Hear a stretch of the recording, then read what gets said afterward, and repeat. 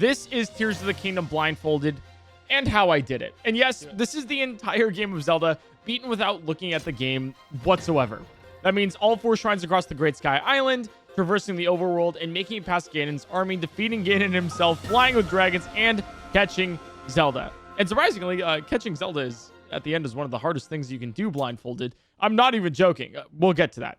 I'm going to explain how I managed to do all of this and the insane strategies I have to navigate. Like, the speedrun uses 2 different controllers. It clips through the ground, it has amiibo, and there's so many small quirks I'm just so excited to tell you all about. Don't worry as well, if there's any questions you have about this speedrun, I'll be answering it in this video. If you see something cool and I don't immediately explain it, I will at some point where it makes the most sense. And when I say this is a deep dive, I mean it. I mean, the first thing I want to explain is, well, I'm blindfolded, so I can't see anything. It's just complete darkness, and the only thing I can do is hear the game. So I'm going through this cutscene right now, listening to the cogs spinning and everything else that the game's going on. Now, specifically, you're going to see a lot of peculiar movement in this game. Like, for example, right here, I'm going to hear for the little of going on to the little step, and then I'm going to hop about 9 times before stopping right here. And that's where we get to, like, the crux of blindfolded speedruns. It's called normalized movement. Now, I can't see the game, obviously, and everything's kind of just black in my head, and I can only hear things. So the way that I know where I am in the game is by moving in ways that are standardized, like hopping. I always know the exact distance Link travels when he hops, so by counting hops over a long distance, I know exactly how far I've gone. Additionally, like if we press A on this jump pad here, there are places in the game that will move you to certain positions for certain actions. And if you know what those positions are, then you know where you are in the game.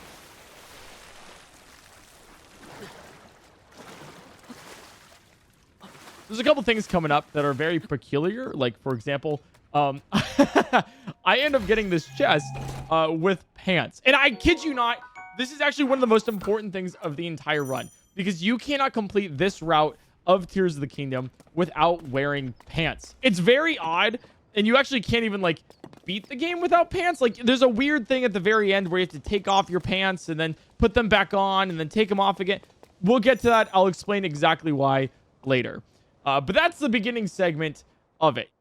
Another thing I want to explain is intro skip.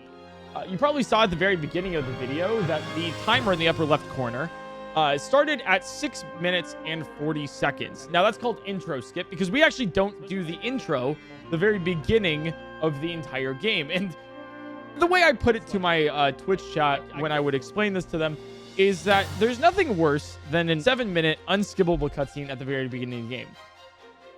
Well, actually, the only worst thing is not even being able to watch it, just listening to it. The very intro of the game is so simple that it's just basically, among runners for blindfolded Tears of the Kingdom, it's kind of known as basically a auto-scroller. Now, this right here is actually a really interesting strat, and something we use about twice during the run is where we dive into the water, we save the game, and then we actually instantly reload. Now, you might be like, why do you do that? And it's because the game doesn't like it when you try to place Link in water, when you save Link in water. And so what it'll do is it'll actually place Link outside of the water as if you saved there. So we'll always be here on that save file. So you'll always recognize, okay, Link will be at the very center of this pathway, regardless of what you do. Now, we grab a tree branch here, and every single item that we pick up during this entire run is incredibly important. We only pick up the items that we need for the run. Nothing miscellaneous, nothing extra, because we're going to be doing a lot of menuing, and there's nothing worse than a cluttered inventory while you're blindfolded. Nice. Super fast. Now, we get this cutscene particularly because over to the right here, you can see that there's, well, the lack of a bridge. And the only way to make that bridge appear is by talking to this particular NPC. The wide breadth of the NPC's radius of which you can talk to it is pretty generous. So as long as we're within a couple meters of it, we'll be able to talk to it to unlock the bridge forward. The current goal is we're trying to get to the Temple of Time, because the Temple of Time is where we can unlock the ability to get all 4 shrines across the Great Sky Island in Tears of the Kingdom. And before we get access to the rest of the game, we have to complete each one of those shrines. Now, it's going to be a little bit odd because we do that in a very different order during this run to maximize for speed, because this isn't just a blindfolded challenge. We're trying to do this as fast as possible. It's a complete speed run. So we use speedrun strats, speedrun routes, speedrun glitches even. Trust me, those get absolutely insane. This is the most basic part of the entire run. Hardest part of the run right there. I say this joke every time, and I'm not going to stop now. All you have to do is hold up and right and then press A to activate the bridge. How does he think of it? As you can see here, we're getting to our first like real save point coming up. So we're gonna jump 14 times up until I hear, or jump until you hear a slight thing of grass here. And the reason being is we are able to save. Now, save points in this game are horrible. You can save in one spot, and this is going into normalized movement and everything. You can save in one spot, but then when you reload the game will actually put you in a different spot. Just because it does sometimes. So there's very small areas in which we are able to actually save the game and then reload in that exact same spot. So that's why we do it back there, is if I failed this portion of swimming up or pressing up and Link doesn't climb right here, or he doesn't do this little hop right there, or maybe I missed the second branch that we're about to grab right there. Basically, we can reload the save and always know that Link is in that same position. I actually whistle because there's an ostrich coming up here that if we don't actually whistle, it will hit me. So as you can see, it's very planned out. I have failed that way too many times. So we do a whistle there to have some safety measures in case. A lot of this has to do with safety because right here, you can see that we go around and we do a whole bunch of things that I have memorized. However, sometimes these things can just go wrong. And a huge important thing about the blindfolded speedrun is being able to get a backup and know exactly where you are in case you do fail that memorization, which is really cool. I'm actually watching this for pretty much the first time right now as we are commentating this, so it's pretty cool. Here's another thing of normalized movement. You'll see I get hit by a rock there. That's not part of it, don't worry. But the normalized movement here is that we try to get into as many right angles and corners as possible, because now I know that I'm in that corner and I can jump up to here and always be in that spot every single time that I try to get in that spot. That's why corners are so valuable. And edges. Tears of the Kingdom is particularly really hard because, as you can see, there are a bunch of different edges and corners that aren't 90 degrees, which makes it very strange. So you can see we're in the corner right here, and we need to get to the Temple of Time, which is above this little staircase input. We're going to do a little safety save because this upcoming segment is pretty difficult. I've gotten everything first try so far, and this is probably one of my biggest reset moments, where we have to battle this construct completely blind. So we throw the tree branch to get it off center, and then we go up forward, and then we try to actually stagger it one more time because it drops its shield and it drops its sword. These are things that we're going to need to complete the rest of the game, and the shield is incredibly important for reasons I'll explain later. Now, what we also do here is a cool thing that I like to call scoping. And you scope right there because in case Link ever changes his angle, the scope will always reset the camera in that exact spot all the time. We pick up the horn and the charge, and then we menu and then sort, particularly because then the horn will always be in the left corner because we don't want this horn at all. So then we take that left corner and then we drop it immediately because all we want in our inventory is the charge. So now I know in my head that the only thing I have in my inventory in the item section is the charge. The horn is no longer existent. Nice. That was really fast. That was actually first try. I never really get that first try at all. There's a lot to be explained there, and don't worry, I'll go over it again in case that wasn't actually too clear. But there's a lot of camera manipulation, and there's a lot of Link's angle and position manipulation to make sure that I'm always in the exact spot that I think I am. Because there's a lot of, obviously, memorization involved here, but there's a lot of also, you know, just general ideas. You can see right here, I failed this. I'm trying to actually grab this segment right here, but I fail it. But because I know generally where I am, I'm able to fix it on the fly and have a couple different backups to make sure that I still do succeed where in, I don't know, the physics engine fails me, where I have bad timing, whether I misremember something, etc. So we save here, and we do a really cool thing. I don't know if you noticed there, but we actually take off my shield before saving. And this is a really cool strategy developed by Crystal Saver. I'll talk more on him in a second.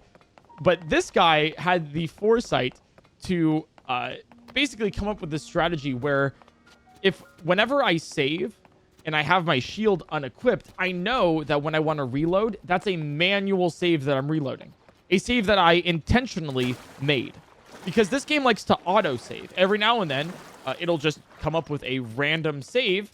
Okay, cool. You know, you've picked up a new item. Let's just randomly auto-save here. Like right here, it auto-saves after we get the Sky Shroom. I eat that because we don't actually need it. It's just used for positioning and angles. So we basically, right there, we got an auto-save. You can see it in the left corner when it does that.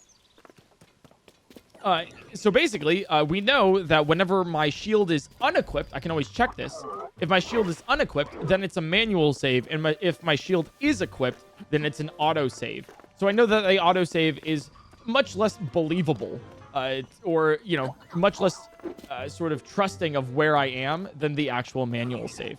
You'll see here, I'm doing some camera manipulation and everything. I'll get to that in just a second. But as you can see here, once again, we unequip the shield, we manually save, and then we re-equip the shield so that if the game actually auto-saves, we know whether or not it's an auto-save or a manual save. Climbing in this game, while blindfolded, is also just kind of crazy because you never exactly know where you are. But if you do climb, you can do a little like sprint climb by pressing X. And so you always know that it takes 2 X's up there, and then a diagonal X, and then 1 more X, and then you're on the top. It's normalized movement. If you can do the same consistent strats over and over and over again, then you'll always be able to repeat it no matter what. So in this case, you just keep walking forward, and that just kind of works. This construct gives me a lot of issues. We pick up these peppers for later because we're about to go into the icy zone, but you can see the way that we actually deal with this construct is really interesting because we head into this corner and the construct can't actually hit us in the corner, but we know where the construct is in the case that it actually lights its weapon on fire in the cauldron to the right. So I just wait here until I hear that sound cue of him lighting the fire, and then I do a spin attack ×2 to hit him. I know he gets up and then generally moves towards me, so I just prep another one where I can hit him and then kill him. You can see Link was looking to the right there, so that's why I scope in, so I make sure that Link is looking forwards, so then whenever I press ZL with my shield, that Link doesn't actually change his camera angle. So I know that he's always looking forwards. We get the spicy peppers right there because we are about to go into the cold section. The really cool thing about this is we don't actually have to menu here to get to the peppers because Tears of the Kingdom, whenever you open your menu, next to a cooking pot, will always navigate to the item section and a cookable item. So we are able to just instantly navigate those peppers to create cold food without having to do any extra menuing. Now, we're going to ascend first, which is very odd because normally the game says to go to Ultrahand, the first shrine of the game. But we go to ascend because it's a lot easier to navigate the rest of the Great Sky Island having that particular rune in our inventory. We do some cool things here just to set Link up for the next segment. And this one is one of the segments that gives me the most trouble. You can see a huge sigh of relief that I get up here. We actually head backwards here.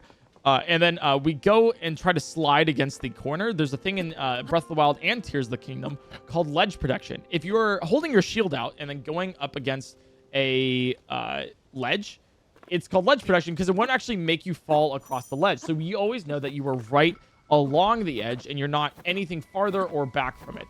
It's another instance of normalized movement. You can see right here as well, we go left and we climb up here. Now we're going to go 19 up forward, and we're against the clock because right now in cold, you take cold damage every couple seconds of Link being in the cold without any cold protection items. But we just created that cold food, which then will give us cold resistance, and we always eat it there.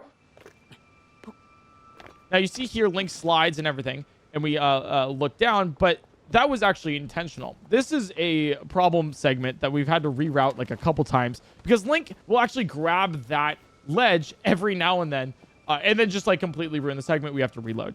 This is another really peculiar spot because we try to, get Link into a weird position where he's kind of like stuck in this corner, but then we also want him to be slightly to the right because we're about to sidestep twice there, and we want him to get caught because we want to be in this exact position to get the construct to the left over here, because the construct in this route will give us the battery. Now, normally when you play Tears of the Kingdom, you go through a long, lengthy cutscene of trying to get the battery, and there's a whole like mini side quest where you have to power a minecart and all this stuff. But if you just talk to this construct right here in the Ascend segment, it'll just give you the battery, and then you're good to go. This is one of my more favorite segments because it looks so magical when you're doing it blindfolded. Because now that we have the battery, we can activate Zona items. And now we just travel the raft across after hitting it with our sword. We're always going to be in this location. So now I listen for the little bump that the raft makes with the end of the riverbank before getting off of the raft. It's not an inherently difficult segment, but it's just really cool that we get to ride a raft while blindfolded. One of the things that I think we can explain right now while we're going up these cliffs and hopping everywhere is called camera locking. And camera locking is when you do a manual input to change the camera of Tears of the Kingdom and then move. It's pretty simple, but it has wide-reaching consequences. Because if you play Tears of the Kingdom at any point whatsoever, the camera behind Link will just dynamically move. It'll enter a cinematic mode to make the game seem more adventurous. But that is actually horrible for blindfolded movement. You can see right about here. Yeah, I moved the camera, and that is what we're talking about with camera locking. So Tears of the Kingdom has a cinematic sort of mode that will dynamically move the camera around Link. And the reason why that's not good for blindfolded speedrunning is because it'll actually affect the distance that Link travels. So if the camera moves and you tap forward on the D-pad, Link won't always go forward. He'll maybe like curve to the side. You can see it moving right now, this dynamic camera, as we're climbing up, because it wants to move below Link to really show that he's climbing up the rest of the wall here. So camera locking is when we manually do an input for the camera on the right joystick. So then the game recognizes that, oh, hey, you know what? The player wants to control the camera. We're not going to do it ourselves. And so therefore allows us to move in the way that we want to. This is always a fun segment going up because the roar of the waterfall right here makes it extremely hard for me to actually hear how many hops I'm going with Link. Because he does a little whoop, whoop, whenever he does the little hops, and that's how I count of where we're going. You can see right here, we're doing a little normalized segment to make sure that we always know where we are. We grab onto the wall here, and then we go into this little corner that acts as a corner. So then we know that Link is exactly in this position no matter what. And then this segment's a little weird. We go 5 back and then 3 to the left, and then we just like run up. Because running up here, no matter what you'll do, you'll always make it into this little pocket and this little segment. And it's a little quirk that you discover by just kind of doing it more and more. But this segment is really fun. This is the second instance, though, where I save and reload. And then because Tears of the Kingdom doesn't like where we save and reload in this spot, it'll actually put us in a different place, teleporting us a little bit as per se. Just like the beginning segment where we crash into the lake, save, reload, it puts us onto the center of the path. What this will do, if we save and reload, is it'll put us on top of the cliff here. Now, this isn't like any time save or anything. It's just like more of a convenience thing. Because I found this out in testing that if I tried to do that just regularly, of going 1 left and then 5 up or all this stuff, and whenever I would reload, it would put me in a different spot than I wanted it to. And this is different from other speedrunners and other versions of the game. I'm currently running this on version 1.0 of Tears of the Kingdom, whereas, this route was routed on version 1.1. The reason why that matters is because it's actually a lot easier to do a lot of the glitches that we're going to do later in the game on 1.0 rather than 1.1.1.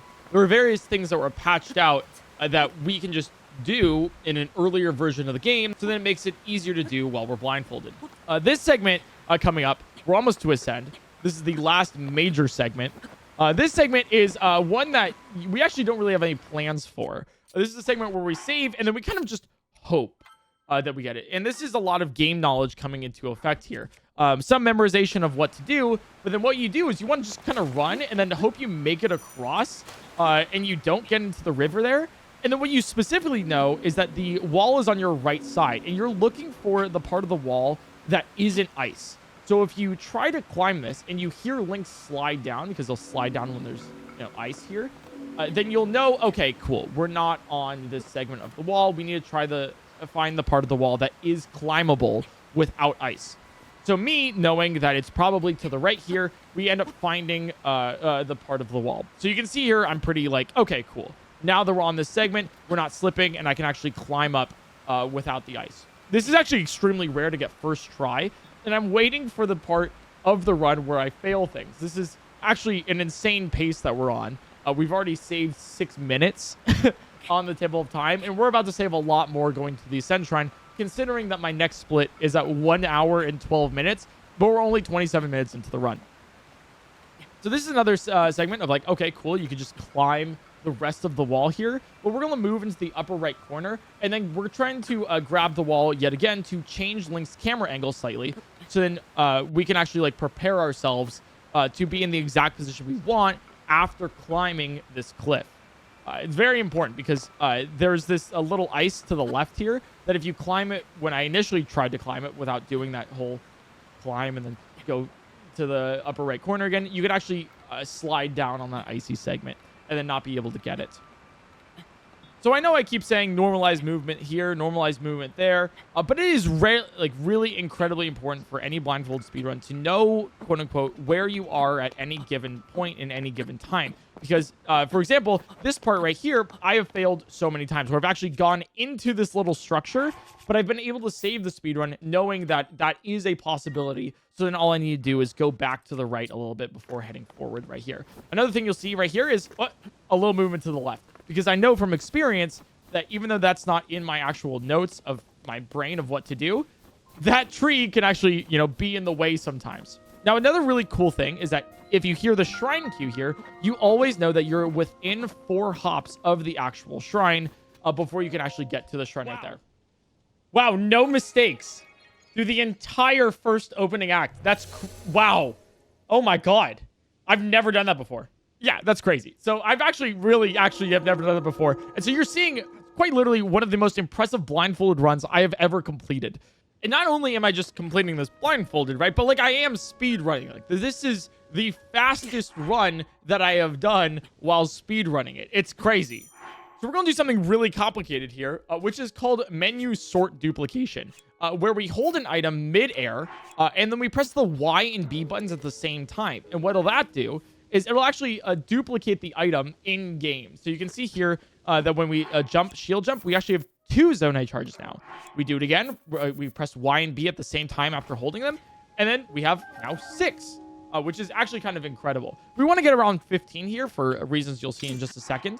But we neutral shield jump, we press hold, and then we press Y and B at the same time. And then I just, do that a couple more times. And the reason being is, Zonai charges, we only get 1 by beating that construct at the very beginning. And so we want to get more with it. Now, sometimes it'll work, sometimes it won't. So I know I generally have around 15 here, but I do a little bit of a safety duplication just in case to make sure that I have slightly more, slightly less. We're getting to our first shrine of 4 shrines, the Ascend Shrine. Normally you'll do Ultrahand first, but we're doing Ascend because not only is it a very fun shrine, but it will help us navigate the rest of the Great Sky Island a lot easier than before. Because we don't have to climb a lot of those giant cliffs anymore. All we need to do is Ascend, because this rune will allow you to go through the ceiling of something, so then you can end up on top of the surface of it. You'll see in just a second if you haven't seen this room before, but no worries. This will help us immensely. Now, the thing I like about shrines, particularly in the blindfolded runs, are that shrines are like a bottled experience. If you ever fail something in a shrine, you can always reload the autosave because the autosave will teleport you back to this spot at the very beginning. Now, what we're going to do in the Ascend Shrine to complete it is we're going to go forward until Link can't walk anymore. You can hear it when he stops walking. Then we're going to go to the right, hear some sand, get into the corner, and then we're going to just use the Ascend. The really funny thing about this is normally when you're using Ascend, you want to make sure that you're underneath an object. But because I don't need to look, I just know generally where I am, I can always use Ascend whenever I want to. You'll see us camera lock in just a second before we run, just to make sure that we don't have some dynamic movement right there. And then we're going to count Link's steps up to 17 and then do a swing attack to cut both pieces of rope. And this is where things go a little bit wrong. I only cut one piece of rope. And the way that I know I've cut two is I hear two snaps of a rope. But then I also hear the bridge in the distance slam down. And part of the issue that we're having here is there's a construct to the left that is trying to shoot me the entire time while I'm doing it. Doing a lot of damage to me and then ultimately probably killing me. But I can't find this rope because I immediately just like lost where I was in my mind. I generally knew where it was, but I just didn't know exactly where Link was. So that's a little unfortunate. We get a game over. We press continue. And then because we're in a shrine, and this is the thing I like about shrines, we just start again from the beginning of the shrine. And in this case, I do fail some tricks in the speed run. I want to say and tell you guys this entire run is going to be uncut. However, in the case that I fail a part of the run, we're just going to speed things up. So we're going to do a little bit of a fast forward until we get back to the part like right over here where we complete, the actual winning part of the run. We barely get the rope there, which is hilarious. But I want to show you guys that like this is the full run while still being entertaining and not leaving you guys to fend for yourselves when we have a particular spot of the run that we end up failing. So I heard the bridge fall. We get the ascend, and then we go all the way up again until we can't hear anything else. So hopefully that kind of makes sense. I want to make sure that this run is shown to you guys as completely legit. We can talk about that a little bit later, but we're not cutting anything in this. If we need to, we'll speed it up for you guys, but it's also very important to know that how I fail and how I succeed.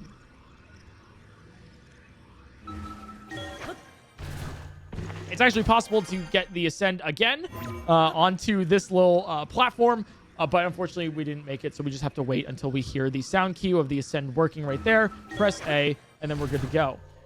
We then take out our shield, and we sidestep all the way to the left until we can't anymore, and then go forwards.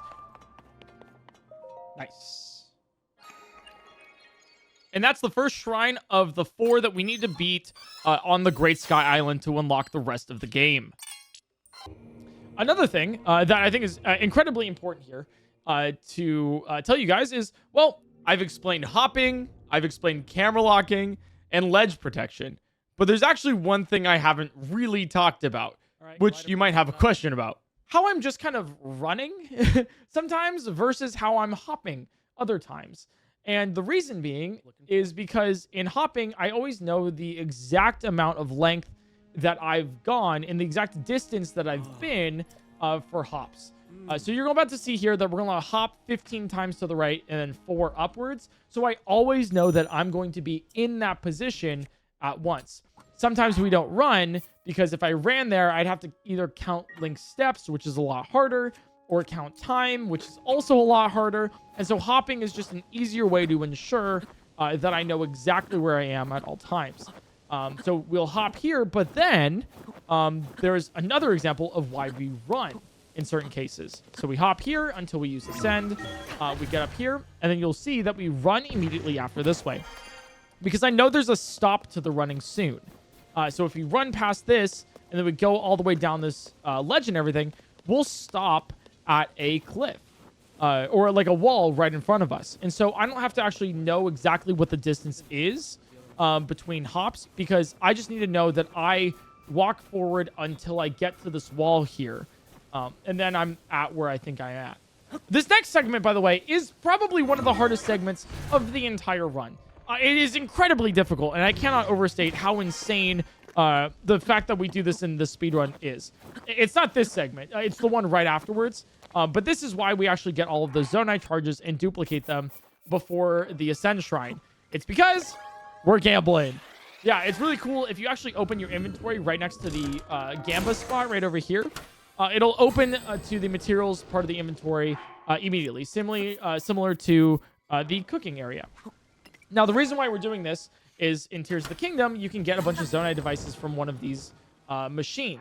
And we want to particularly get all 4 Zonai devices from this machine. There's 4 different ones that can drop, and we want to get all 4. We want to ensure that we get all 4, and that's why we had 15 of them that we duped. We're going to do the extra 5 here that we did, so we have a total of 20.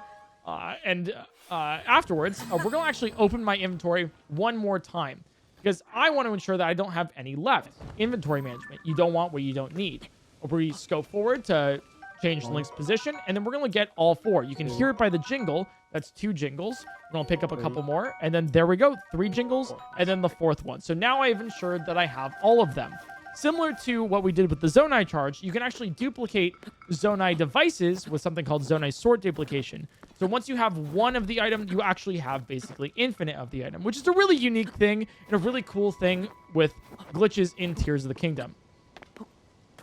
So this thing coming up right here, this segment is probably one of the hardest things of Tears of the Kingdom, and it's crazy. It's actually insane. We're going to do Zonai sort duplication here to ensure that we have more than one wing by navigating there, pressing sort, and then going right 1 to ensure that, there's a lot of menu manipulation and tricks to make sure that you're on what you think you're on. A lot of it has to do with sorting, but basically, if you take out your Zonai devices, you hold them and then press Y and B, similar to what you did with the item, then you'll actually end up duplicating those wings. And we're going to need a lot of them in the future. Not right now, but this is just a great place to do it. Hardest part of the run coming up right here. In my opinion, the hardest part. So what we're trying to do right now is we're trying to go to the second shrine, which is the Fuse Shrine. And in order to do that, we're going to take this glider right here in front of us, and we are going to glide in midair across the entirety of the Great Sky Island to the Fuse Shrine. And in order for us to do that, we need to count to 42 seconds perfectly. 5, 6, 7. This wasn't always the case. The initial strategy that was come up with by Crystal Saver was listening to the whooshes of the wind. There was a couple other things where it's like, okay, you can... count basically bars of music and all this stuff.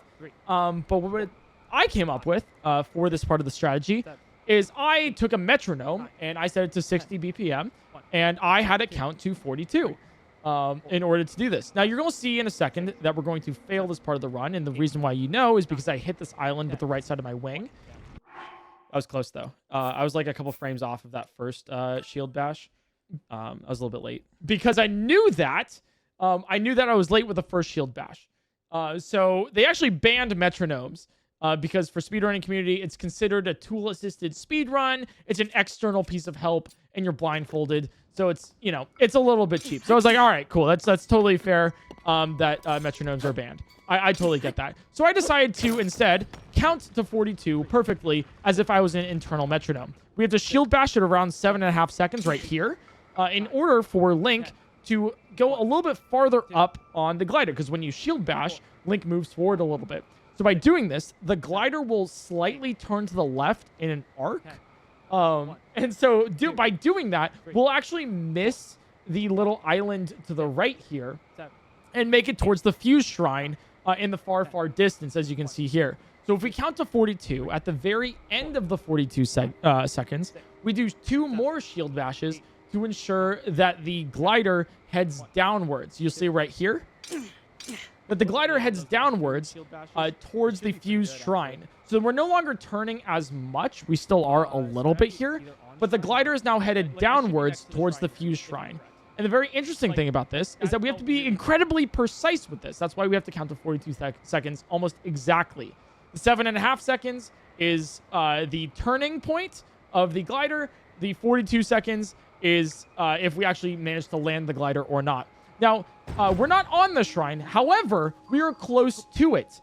And I know with experience that if we land at all near the shrine. The shrine's probably upper right from us generally. In my notes, this is literally echolocation, because I'm trying to listen to the game on where I am generally, so that I can see where the shrine is. And you'll see right here that we actually get the shrine indicator, which means that we were about 4 hops away from it generally. And this is one of the reasons why we actually have pants on.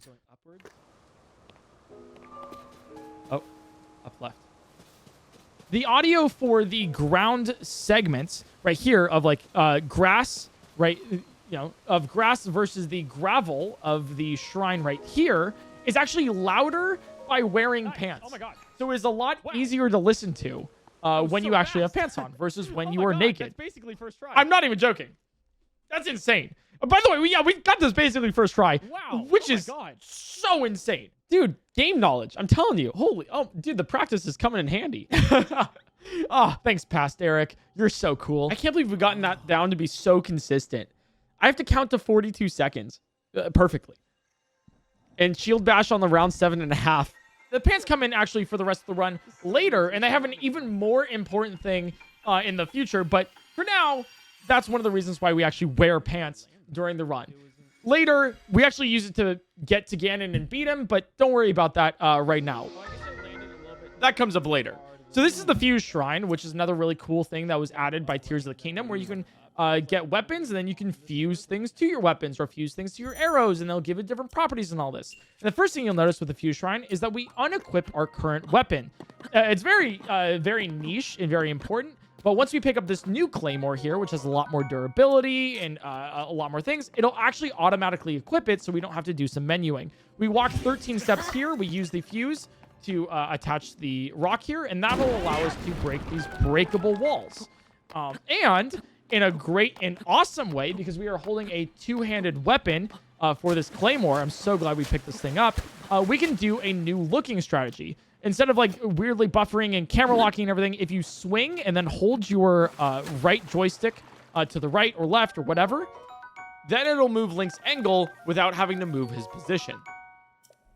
I'll explain more in a second. But we're going to do something really cool. So one of the puzzles in this shrine is to aim your bow and then shoot down a chest that holds a key. And by scoping in 7 times and then canceling the scope by taking out your bow and then attaching a fire fruit to it, it'll actually make you look up. So every single time you scope with your Puripad, it'll look up slightly. And so this is only the real consistent way to actually aim a bow and arrow while you're blindfolded, is by using your Puripad scope there, which is really cool. It's the only time we actually use it during the run, but it is definitely the most consistent way to do that puzzle, and very fast. You can see we camera lock here just in case, and so we can actually run left without doing any cinematic stuff. We open the lock right there, we jump back, and then we shield bash a whole bunch of times. And that's another thing too. Shield bashing, it allows you to move incrementally in small different ways. We're going to use another look right there. It's very nice for precise segments. Ladders, they actually auto snap to you, and they have a very unique audio cue when you grab onto them. What we're doing right here is we're going to take out our fire fruit and we're going to drop them. We don't need them. It's another thing of inventory management. You only want the things that you want to use in your inventory. So if you don't need to use fire fruit ever again for the rest of the entire run, you might as well drop it so it doesn't clutter up your inventory. So this construct is actually no deal whatsoever. If you run past it in a certain way, it'll never actually hit you because you're close enough. So you can just break these walls once you stop hearing Link run. And then you shimmy over a little bit to the right and then walk forward. And that's the entirety of the Fuse Shrine. Nice. Very creative, very cool. One of my favorite ones as well. So that's 2 shrines out of the 4 different shrines that we have to complete across the Great Sky Island. Now keep in mind, in order to get to the rest of the game, we have to beat all the shrines around the Great Sky Island. And we're about halfway through here. Now, let me explain a little bit more about that looking sort of weapon swinging strategy that we have here. It's another way that we use to manipulate Link's sort of angle and navigate around the world. It's really cool because if you take out your weapon and then you start to swing it, and then you input a direction on your directional pad, Link will just look that way pretty much automatically. And it's a way to do it without actually moving in any way. Because a lot of the time you'll have to shimmy one way or another and it'll move you forward in that direction. Or it's just a really good way of having Link look to the right or left without moving at all. So then we know where we are at all times. This segment is very nerve-wracking for me. You'll see why in a second. But we're going to take off our shield, which if you know from saving is very much a no-no. Because if it auto-saves right now, we're kind of screwed. And we're going to pick up one of these rush rooms. These rush rooms are incredibly important. Link in this run will die without these rush rooms. We're going to pick up 5 of them. And they're incredibly important for the end of the Great Sky Island before we make it to the overworld. I'll explain it once we get there, but keep those rush rooms in mind as we do it. We're going to jump left here. And fun fact about that little run is you have to run past that, like off of that cliff, or else Link will slide down that cliff. And then there's going to be a whole bunch of weird scoping that you have to do involved. So you just run, so then Link, doesn't fall. This segment's very nerve-wracking because we have to take off our shield for the entirety of the segment. Because if you move forward, like we are right now, holding ZL and picking up these rush rooms, following along the pathway behind this waterfall, we're spamming A right now. And if to pick up these rush rooms, and if we did have our shield on, we'd just be doing a whole bunch of shield dashes. So we have to take our shield off in order to do the segment, which is very nerve-wracking because if we autosave here, then we're kind of screwed over. We count 4 rush rooms here for a 5 total, and once we get that last one, then we're free to hop as we'd like to finish off this little edge segment here. Once again, those rush rooms are incredibly important. I cannot overstate it. Just remember that we have them for later. And this next segment is a really cool, small little indicator of, well, ledge protection. Because we're going to walk all the way to the upper right here with ledge protection to get to a spot that we really want. It's yet another corner, and it sets us up to get to the 3rd shrine, which is Ultrahand. And Ultrahand is probably the first shrine that you grabbed during your playthrough, but it's going to be our 3rd. Another way that we indicate where we are and how we do this is we're going to use Ascend here and then just walk forward until we hear the sound cue of Ascend activating. And then we can just use it and go forward until we have another corner in which we can stop and save at. This is a really good time as well to explain what I'm using to run forward and walk forward.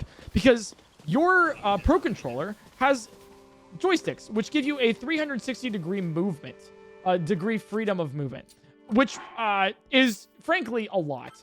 And we want to have consistency, normalization. We always want to be moving forward when we move forward. We don't want to be moving forward and slightly to the right or slightly to the left.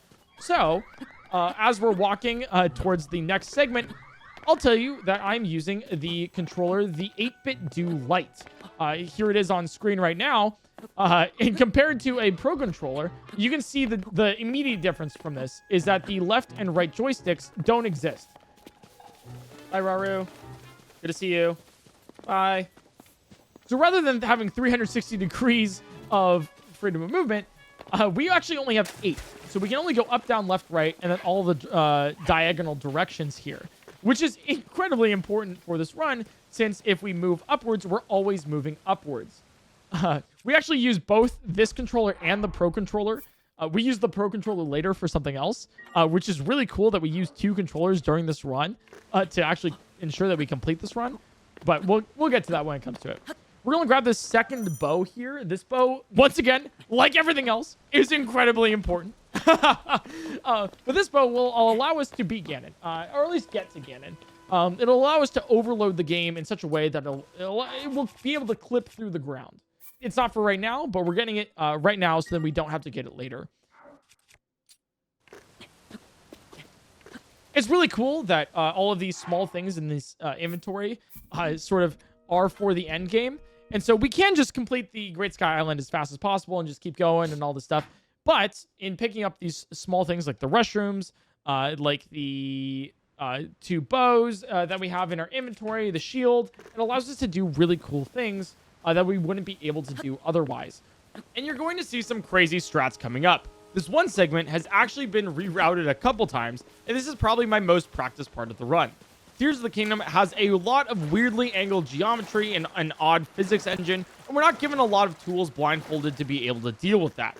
Remember that consistency is the key to be able to move or do any action while blindfolded, and Tears of the Kingdom loves to introduce randomness. I have failed this way too many times, because what we need to do is we need to look to the upper right and then position Link to the upper left, and we need to shield jump across this gap.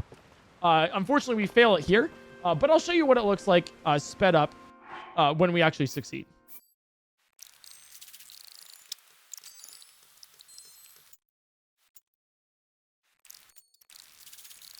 And shield jumping is, it's just so hard blindfolded, because you just have to vibe it out just with experience of timing until you get to this little alcove.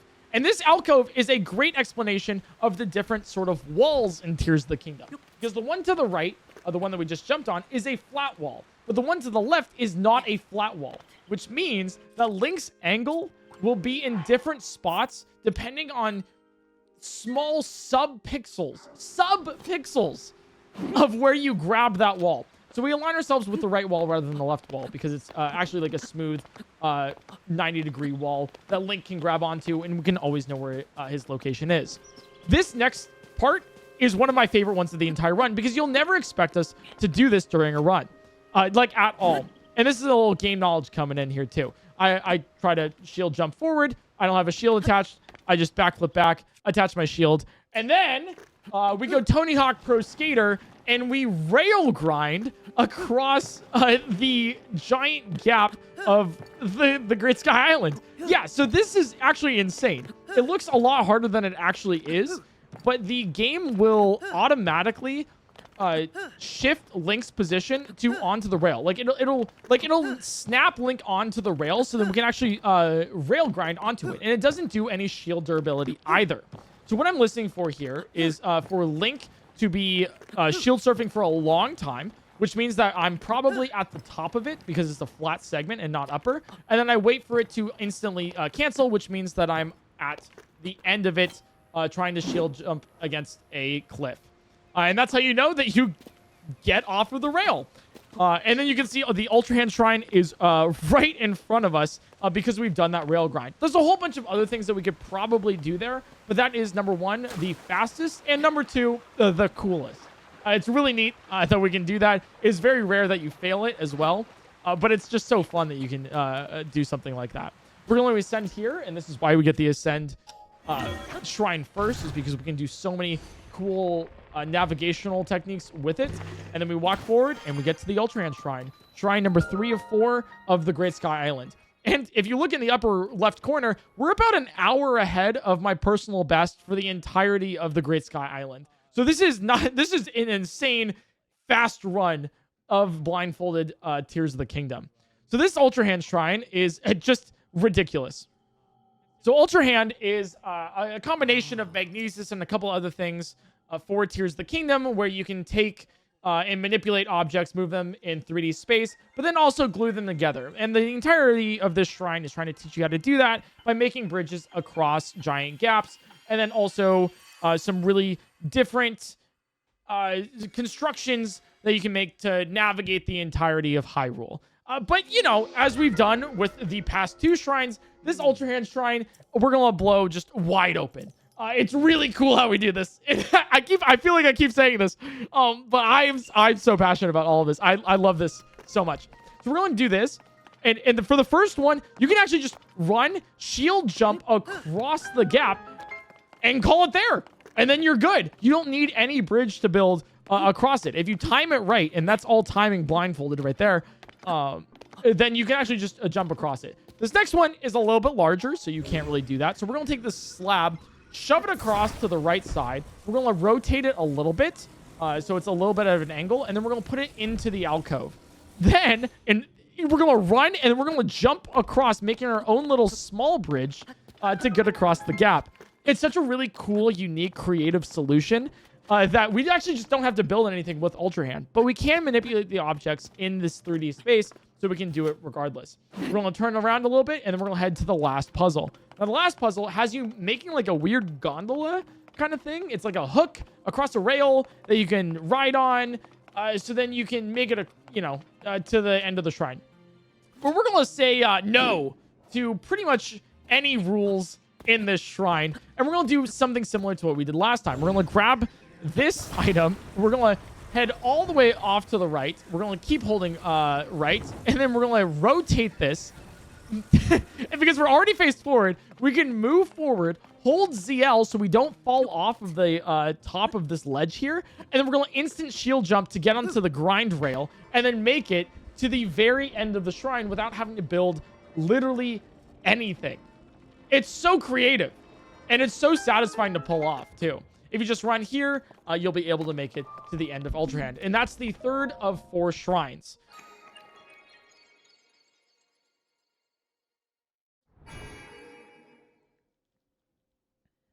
Now on to recall. Now's a really good time to let you guys know that, hey, if you guys really like the video, feel free to subscribe to the channel. It not only lets me know that you like videos like this and challenges and speedruns like this, but then it also gets videos like this recommended on your front page and For You page for YouTube. It's a really, really awesome way to help out the channel. Lets me know that you do like it. And, you know, I don't know. I'm trying to do this YouTube thing. It's a passion project turned job still. And I don't know. It's just a awesome way to help out. So if you guys really do like it, feel free to subscribe. Thank you so much. I really hope to be doing more stuff like this. All right, cool. So now that we've completed the third shrine of the game, what we're going to be doing is we're going to be heading over back to the Temple of Time, that very first structure at the beginning of the game, to essentially turn in our spirit orbs. Be like, all right, we've done it. Raru's then going to tell us, hey, actually, there's the 4th shrine and all this. So we just need to complete this story part and everything. The other thing that I do want to say about all of this is if you are interested in all of the effort that I did put into this, I streamed all of it live on twitch.tv/PointCrow. And it's all available on my other YouTube channel, PointCrow VODs, where I upload every single every single stream that I've ever streamed ever for the past 4.5, almost 5 years now. So go check that out. We do actually end up failing this. One of the reasons is because I didn't end up pressing ascend fast enough, and then I went down the cliff. So we'll just like speed that up right to where I do succeed it.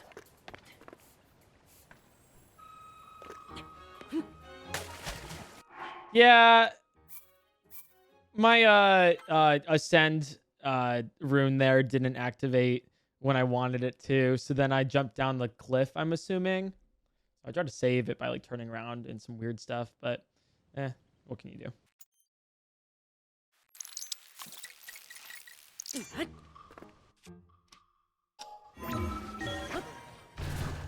So then we get ascend there, and we make it up.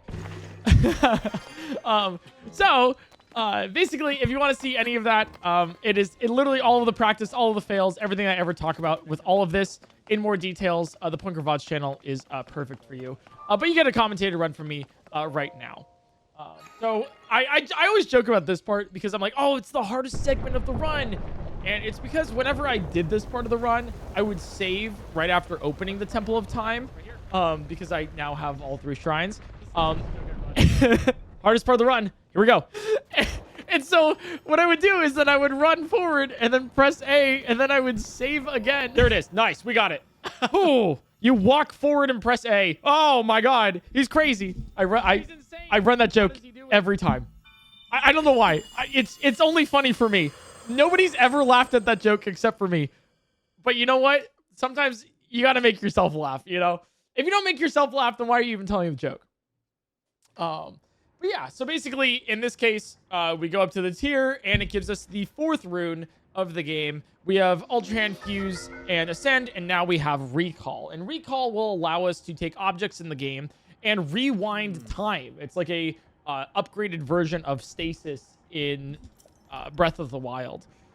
So we can move an object and then press Recall, and it'll move back towards you. And we're going to immediately use this and a bunch of the other runes and things that we have gained over the course of the run to absolutely skip this puzzle, which is really cool. So this puzzle is a bunch of moving platforms that we have to time correctly with some creative jumps and all this stuff, but we don't actually have to do that.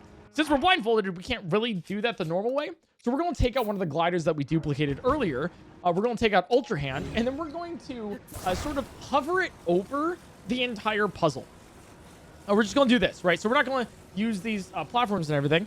We're going to then take the glider, put it back down, wait for that sound to make sure it's on the ground, do 2 forwards up, and then we're going to use the recall rune that we just got to recall what we just did with Ultrahand by moving it. So then the glider will move us above the entire puzzle, and we can just shield jump and skip it all. Which is, it's so creative. It's so cool.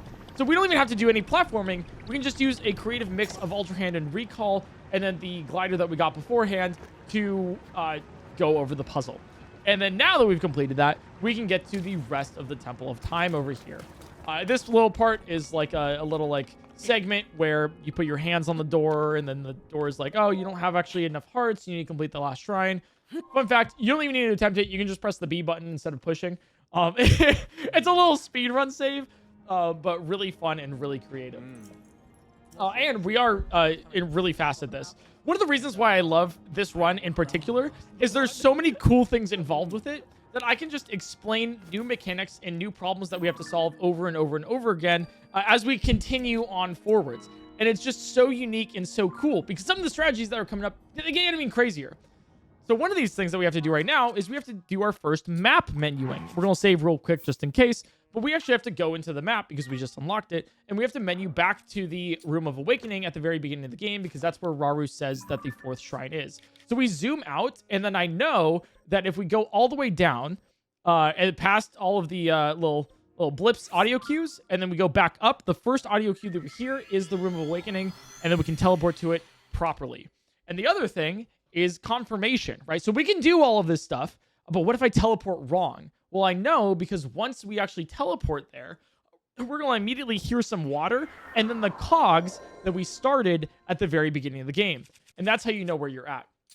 Now, this is another really fun thing that we do in order to get to the recall shrine is this is really inconsistent, but for some reason I get it like 100% of the time, is we just kind of run across here and jump, and we just keep jumping onto this ledge.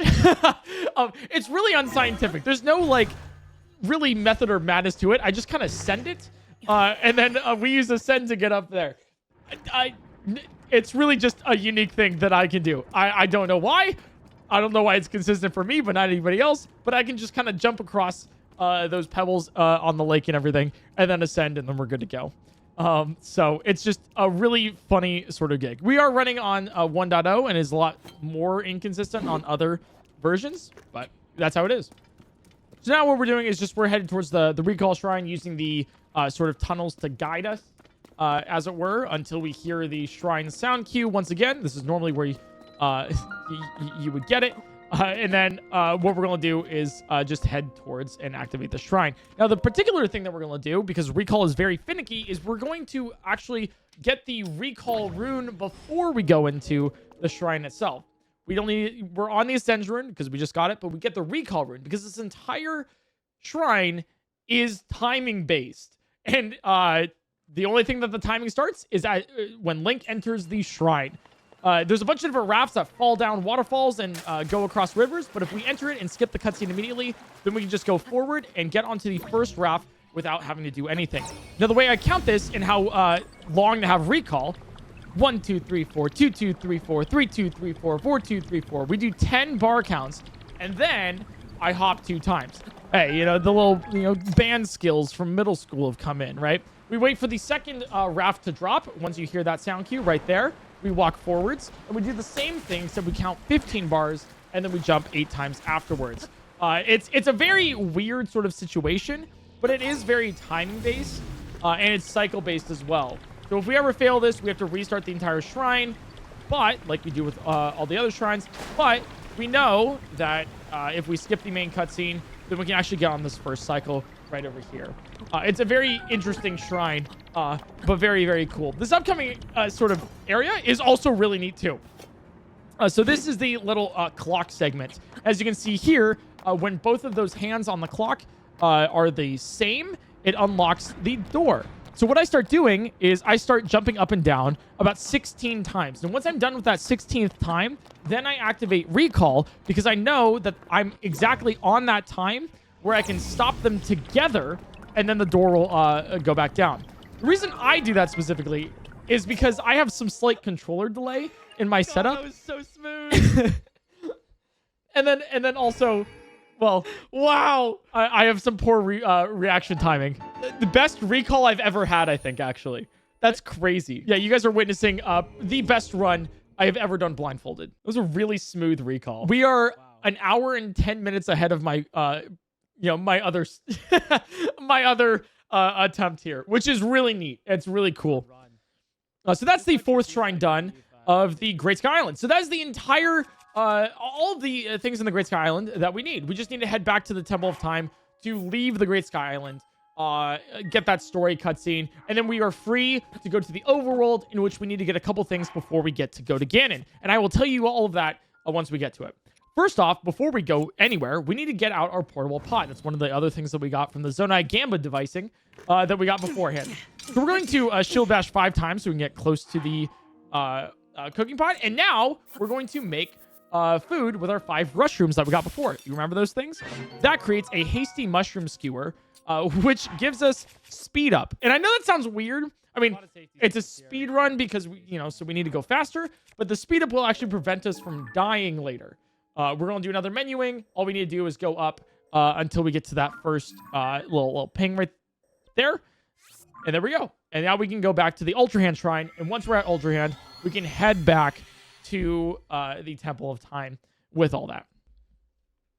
So this is like where everything starts to be cascading, right? All of the things that we had before, and all the things that we gained before are now starting to be used. Those rush rooms, that portable pot. We're going to... get a whole bunch of other materials as well, but we're using a lot of the runes that we've gotten, and it all becomes kind of insane. We're going to start now glitching the game too in just a second, where we kind of break this game wide open, as it were. On our way to finish the rest of the Great Sky Island, I also want to flash on screen here all of my notes that I have had to memorize for this entire run. All of them. There's about like, I don't know, like 1,200 lines of notes with several, maybe like 4,000 inputs or something that I've all written down. I memorized, this is my crowning achievement. I've memorized those in about a week, maybe a little bit less. But it took me a couple months, 2 months to really get the execution down and all of the backup strats and everything that we've had before.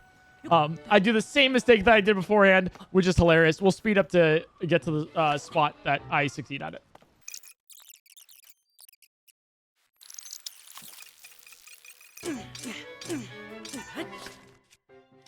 So I memorized all that. It took me a little bit for the backup strats and everything else. And I'll explain how I actually memorized all of this, because I have a weird brain thingy. My brain is literally wired differently. To make it really easy for me to memorize long strings of numbers and instructions. But we'll get to that in a second. So I walk a little bit too far over here, and I end up falling off this thing, so I have to reload my save file here. This is one of the cases where I know what my autosave is, so then I can actually not have to go all the way back to my manual save. I know that once I get that ascend all the way up to the Temple of Time, then whatever, it automatically auto-saves right there, so then I can always just jump forward and then go to the left to get to the Temple of Time. And this is one of those cases where it's very interesting, the pathing here, because the Temple of Time door is already open. So because of that, we don't have any automatic segment that the game places us in just by opening a door. It doesn't place us in any normalized spot, so we have to create our own normalization. So we go across that railing, and then we jump onto this little wall. We hop once over, and then we're going to do the exact same thing that we did before to get across this little puzzle. The only issue being that we didn't have that save beforehand, so we're slightly in a different spot. We're going to take out the glider, do the Ultrahand, do the recall, and send it. While this is going, I want to say a huge shout out and give a huge shout out to Crystal Saver. he is the one who created this route that I'm currently running. He was the first one to beat Tears of the Kingdom blindfolded, and he has helped out immensely with the routing and execution of this run for it. There's about 4 runners of Tears of the Kingdom blindfolded speedrunning. The first one being Crystal Saver, who completed it. I want to give a huge shout out to Livy, who was the second one and helped a lot with routing on my version of Tears of the Kingdom, which is 1.0. And then I want to give another shout out to Player 5. We failed this, so don't worry, we're going to speed this up in a sec. To Player 5, who created a full new route for Tears of the Kingdom blindfolded, which just shaved off a ton of time. This is the older route, but this is also just incredibly interesting, and I cannot stop talking about it. So all we gotta do now, after getting this second puzzle once again, is we need to talk to the little prayer shrine at the very end of this entire segment to get our last piece of heart. So we have 3 hearts right now. We need 4 hearts after completing all 4 shrines. We get 4 pieces of heart, 4 spirit blessings to gain that last heart, so then we can actually exit the rest of the Great Sky Island. And we're going to be getting a couple other things before we go to Ganon. And yes, we are going to do all of those things of beating Ganon, becoming invincible, doing a whole bunch of glitches. That is coming up. The things that we have to get, first and foremost, we have to get a Topaz, we have to get a Fairy, and then we have to get a steering stick. And those are all incredibly important to be able to beat this game. And we're going to be immediately going to Ganon, essentially after we complete the Great Sky Island. No dungeons, nothing. So we're going to hop over here, do some more normalized movement, grab this. We do actually have to hold it this time. If you press B, then you do fail it. But it'll take away our hearts and all that. And this has to be one of the... this is literally the fastest run that I have ever done for Tears of the Kingdom blindfolded Great Sky Island. I ran this before in Ludwig's Fast 50 speedrunning charity event. And it was really neat because that was my first time ever doing a live marathon speedrun in front of like a live audience and everything. And I managed to do it. Linkus7 was one of the people commentating and helping out with all of the sort of explanations for all this. But hopefully I can do a little bit more of an explanation of the Great Sky Island for those of you guys who are interested. And then also do the rest of the game. Because it's not just Great Sky Island. We're doing all of it. This next segment here is relatively easy. It is probably the second easiest segment of the entire run, where you walk forward, you wait for Link to fall twice, walk forward again, and then you press ascend until you get the little audio input right there, and then you go up. And then you do it one more time for the second segment up here. It just, you know, the final time of Tears of the Kingdom trying to give you a little bit of a tutorial of, okay, this is how you do it. And it's really funny that I almost fell off there. This is one of the first times I'm actually watching my own run back, because I don't look at my...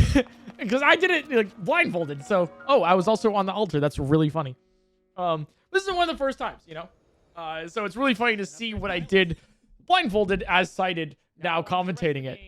So that's a 1 hour and 22 minutes of Tears of the Kingdom, Great Sky Island, blindfolded. We're going to save here real quick. And then we're going to immediately use that hasty food that we cooked up. And that hasty food is going to save us. Because I can't see the game. I'm blindfolded. I think that's obvious by now. But it'll give us a little bit of a speed boost right there. So you can see that we ran off of the Great Sky Island towards here. And we can't really move at all once we're falling.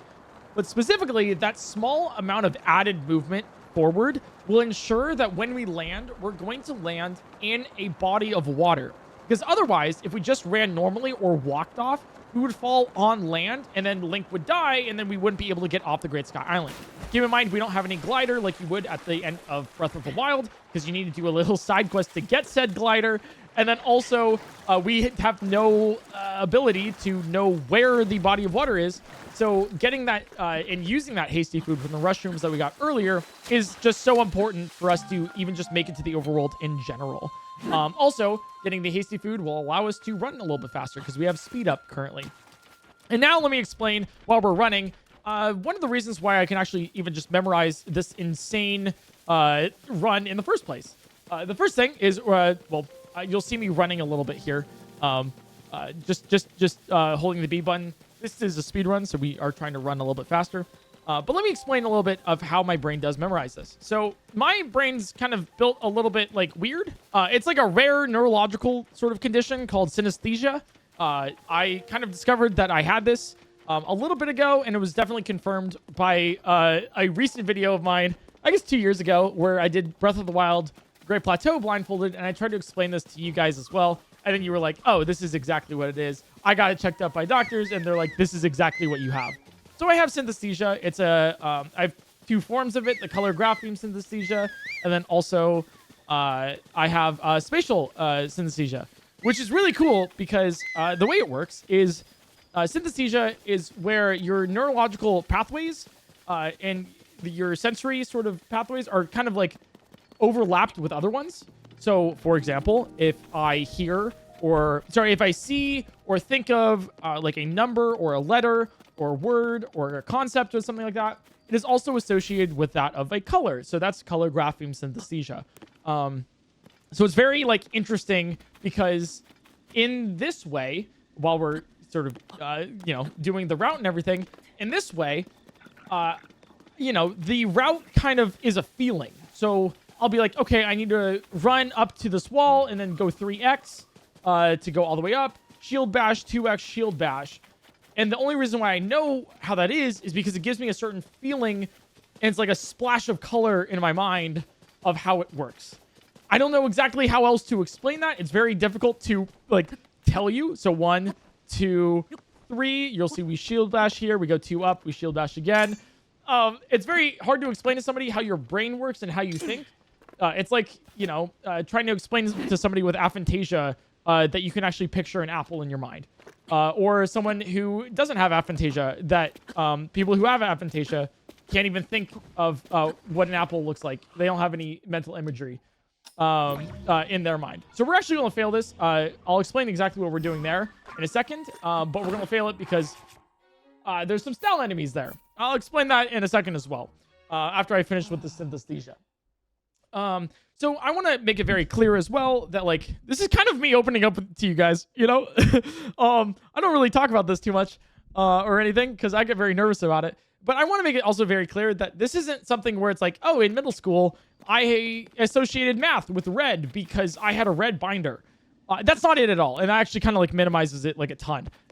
It's more like it's just like how you think. It's a feeling. It's just like what it is, and it makes me nervous because it's like that's not what it is. It sounds like that's what it is, but it's not. It's like the association of it. It's a feeling that you get. That's I think the best way I can do it. So it's like it's not even like if I see the color like the number 2, it's like red. It's like no. It has the concept of the color of red. I don't know how else to put that, but that's what it is. Anyways, the other thing too is that like if you have synesthesia and everything, here's my one greatest fear in life. Let me tell you guys that.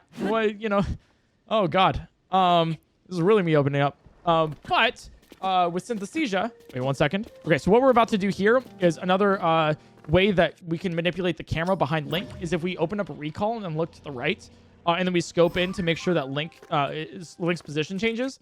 That's called like it doesn't really have a name or anything. But we recall in certain areas, so then we can actually make slight adjustments past the 8 degrees of movement that Link has with the 8-bit do to ensure that we actually can look, and head towards the direction of the shrine. Here we kind of mess it up a little bit, but that's kind of what we use recall for occasionally. It's another really cool strat that we use for angles. But yeah, so greatest fear. Let's talk about that. With synesthesia is that if you have synesthesia, I ask that you don't share how it like what yours is kind of like, because with my color grapheme synesthesia, I'm very protective of it, and I don't want to hear what anybody else's is because I'm so afraid that that'll affect how I think, because I'm afraid that mine will start melding with others, and I really like how I think, and it's maybe an irrational sort of fear. But that's how it is. I don't know how else to put that. I guess this is very conceptual. I apologize. But yeah, so that's that. And then I also have spatial sequence sort of synesthesia where some months of the year, some weeks, years. They're not just like concepts in my mind. I mean, it still blends with color graphene synesthesia, but they're actually like places in 3D space. So like, you can see it actually in my Breath of the Wild blindfolded video where we beat the Great Plateau. I sort of try to explain that there, and I'll put the images like on screen right now. Wait, actually, I'll put it after this boar. We stop here after we hear the boar, and the boar heads past. I kid you not, you have to stop there for the boar, and if you don't, he'll hit you and you have to reload. I have failed this segment too many times to that guy. Anyways, here's the sort of synesthesia spatial sequence things for how I tell time in my head. So I think that's pretty cool. But that's how I kind of memorize things, because I get a different feeling associated with it. So it's very easy for me to memorize large numbers and things like that. All right, so we're at the shrine next. And we're actually going to get the shrine, but we're not going to do the shrine. The reason being is that it actually changes our camera location to be looking directly at the shrine. That's another degree of normalization. So then we can sort of get that area, and we'll see it later for a map manipulation. I'll show you that later. But then we can actually save in a spot that we know where we're at. And we can go and head towards our first thing. Remember, once we're in the overworld, we have to get 3 things: the Topaz, the Fairy, and the steering stick. The first thing we're going to grab is the Topaz, and that's going to allow us to do damage to Ganon. You'll see what I mean by that much later in the run. We're going to get invincible. We're going to be a walking nuke. We're going to be able to clip through the ground. This is all the things that allow us to do it. And the funny thing is here is these style enemies keep appearing. You might be like, wow, how do you navigate these style enemies? And the answer is, I've never dealt with them before. At all, whatsoever. Which is really, really funny. I've never dealt with style enemies during this. I've never... Okay. I've never been this fast. So because I've completed the Great Sky Island in record time for me, in 1 hour and 22 minutes, normally I'm a little bit slower, which means that it would be closer to daytime right now rather than nighttime. So style enemies normally wouldn't have actually appeared yet. Or they would have appeared beforehand and it would be daytime right now. So I'm actually dealing with style enemies for the first time because I'm too fast. Oh God, he's too fast as a speedrunner. What's he going to do? But the thing is, I learned something very cool during this run of speedrunning, Blindfolded, is that if you actually encounter a style enemy part of the way through the run, and then you reload your save, the style enemy, after like facing them, battling them, you only have to defeat them, won't appear again if you reload that save. So you'll see right here that we make it to the hops and everything, and as we go forward, the style enemies just like don't reappear. They're just not there anymore for some reason, which is a really cool sort of thing that I just discovered. And we make it to this wall, we just stop, and then we do another thing with Ultrahand where we get this particular chest out of the ground. We lift up after grabbing, it lands, we go forward, we press A, and then we get the Topaz. And that's the first of the 3 items that we need before we go to Ganon at the very end of the game. And trust me, you were not prepared for how we get this fairy. Because the Topaz is like, okay, you travel across Hyrule. It's like all these kind of basic things and all this. No. The way we get the fairy is ridiculous. And it's one of the hardest segments of the run. So then we're going to do some map navigating where we go to the sky. We're going to go down a little bit, slide to the right, and then down again. And then that indicates that we're going to be at the Fuse Shrine. It's just, that's a small little sort of thing to get to Fuse. It's not too much. There's no real way to get to Fuse other than that. So, yeah. It's really cool, too. You can, after teleporting to a shrine, you can actually tell which shrine that you're at if you've done it enough, based on the fact that at Fuse, you'll hear that there's slight water to the side and a nice little breeze. We're about to come up against one of the hardest segments of the entire run, which is a fall damage cancel in Tears of the Kingdom. They're very easy in Breath of the Wild, but they're very difficult in Tears. So we're going to use our recall to look slightly to the left here, and then scope in to change Link's angle so it looks directly where we're looking as a camera. And then we're going to fall off the island and try to do a fall damage cancel. And the way we do a fall damage cancel is just, it's so much harder than Breath of the Wild. It's really, really difficult. The way that I determine where to stop diving is the background music. And I'll boost that. We're waiting for a bois.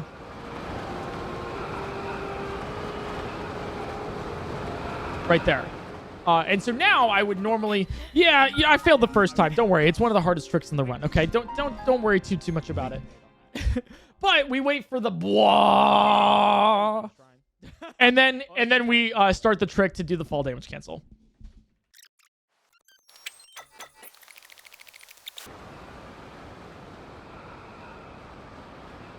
And the trick is incredibly difficult. It's not frame perfect, but it's hard. Here we go. I'll just show you how we do it here. So we press B and then ZR to go into bullet time, and then we wait for the shrine sound cue to indicate that we are close enough to the ground where we can actually begin the trick. In that case, then we hold the L button, and before the menu pops up, we want to press Y, so then we start doing a jump attack in mid-air, so you'll see right here, and then we try to change our shield, put it off, and then press R then B really fast, and then that will cancel our fall damage. And we make it to the very end. Second try technically because we failed. That's an incredibly difficult trick to do. And a fun fact about that is I actually don't really know how to do it sighted. I fail it a lot of the time when I'm sighted, but I get it a lot when I'm blindfolded, just because I've practiced it blindfolded enough. The other thing too is, we want to head to the left and go forward until we hit a path. Now, the funny thing about this is that 90% of the time you'll hit a tree. It could be any one of those trees in the forest because you have a variable distance and a sort of landing area that you'll have based on where you start your bullet time for when you fall off of the dive. So the way that you sort of counteract falling into getting into a tree is that you just move slightly to the right or to the left. In this case, we choose to move slightly to the right, and then we just walk forward. And that's how you kind of get out of that obstacle. So just knowing something like that isn't something that you can write down in your notes for the route, but something you can do with experience. And this part of the run is crazy.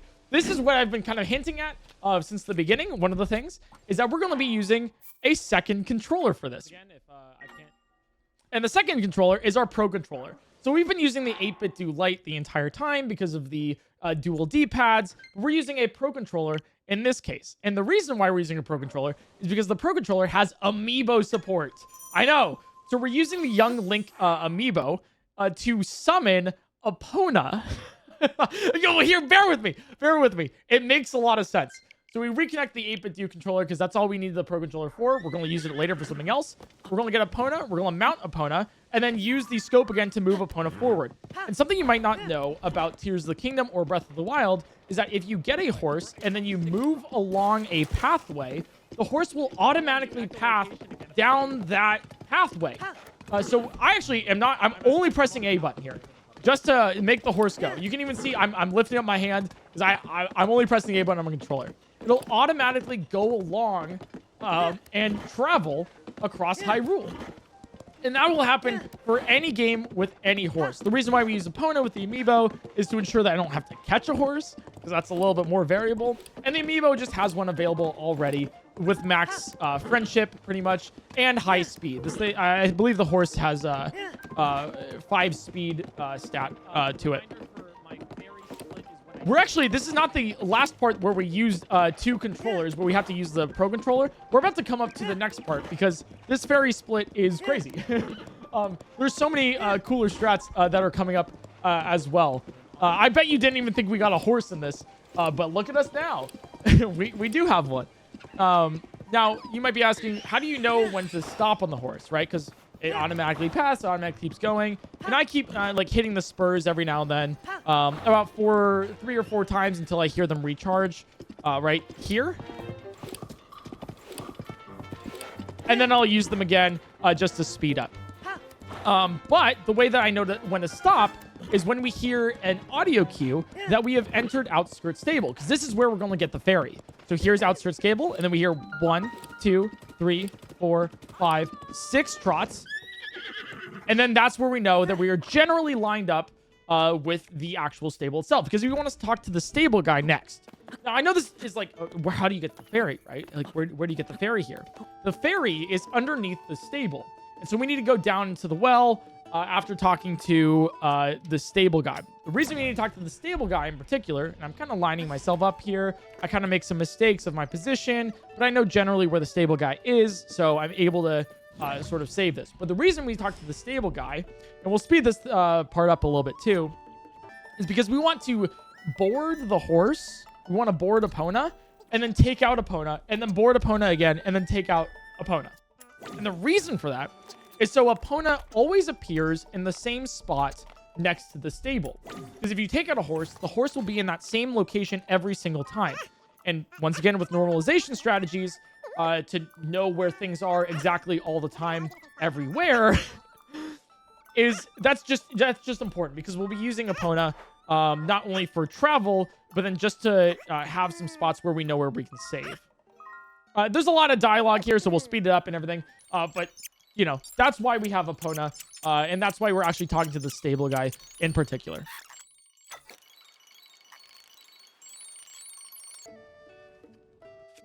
Nice. So as you can see here, once we turn around with a little bit of a recall jump, you take out recall. You take out recall. You hold the right button and press X. So you do a little recall jump right there. We don't use that too much until the final fight. We'll talk about that later. But you can see Epona's to the right there. So if we move to the right, press A to mount Epona. Epona will always be in that exact spot. So we know our exact location in Hyrule at all times right now. And we are free to save. So then if we ever need to reload our save, keep in mind our last save was all the way back before we got Epona, then we can do it now. So now that we have that all situated and we know exactly where we are, we can go get our second of 3 items in the overworld to make sure that we can have the ability to beat Ganon, and that's the fairy.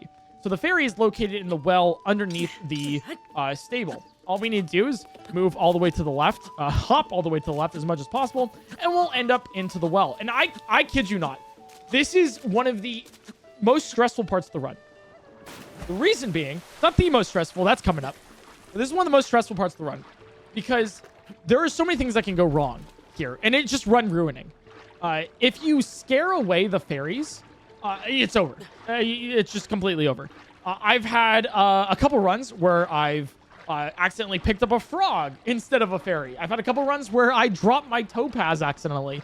There's so many things that can go wrong, specifically with menuing and inventory, that this has me on edge.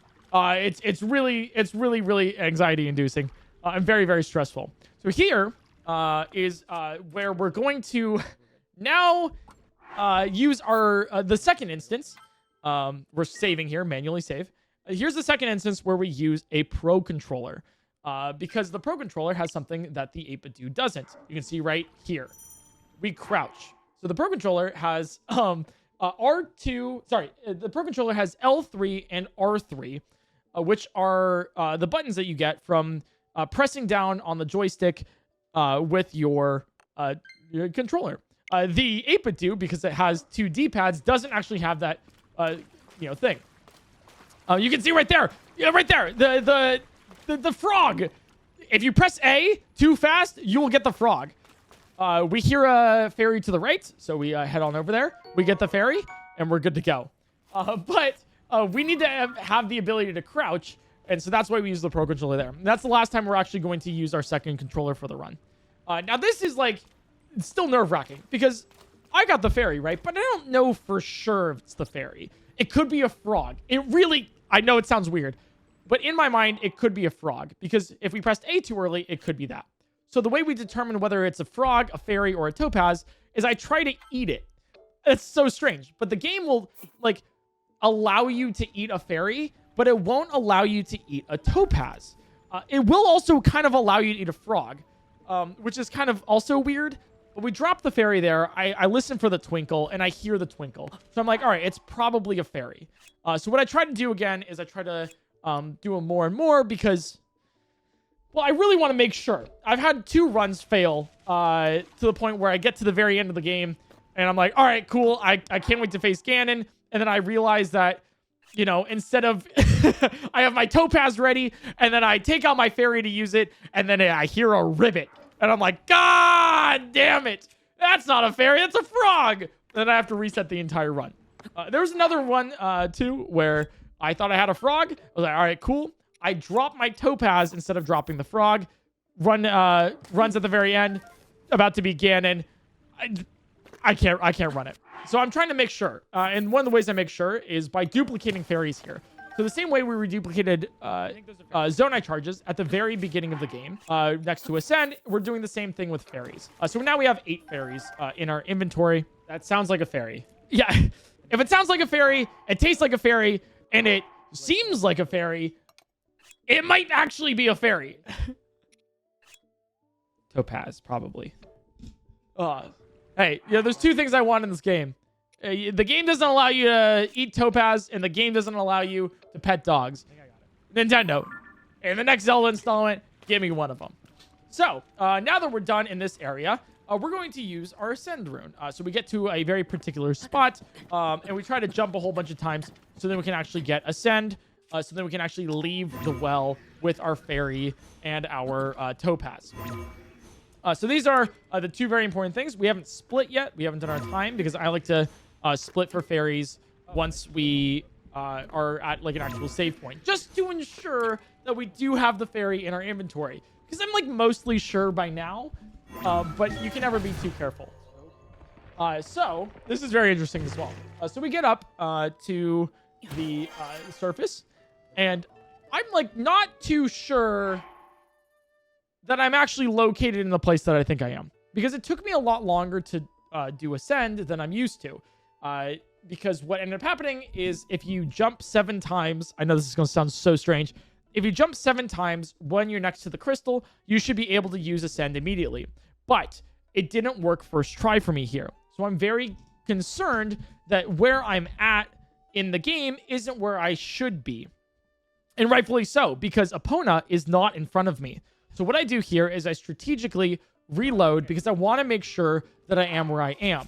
And if you have low confidence in a blindfold speed run of where you are, at the time, then you might be failing. So what I do here is I reload and we do the entire fairy segment again, trying to make sure that I have all these fairies. We'll speed that up because it takes a little bit here. But that's also just incredibly important to know that a lot of this is confidence based. And you'll see what I mean in just a second. When we appear out of the Ascend spot, and Epona is essentially right in front of us.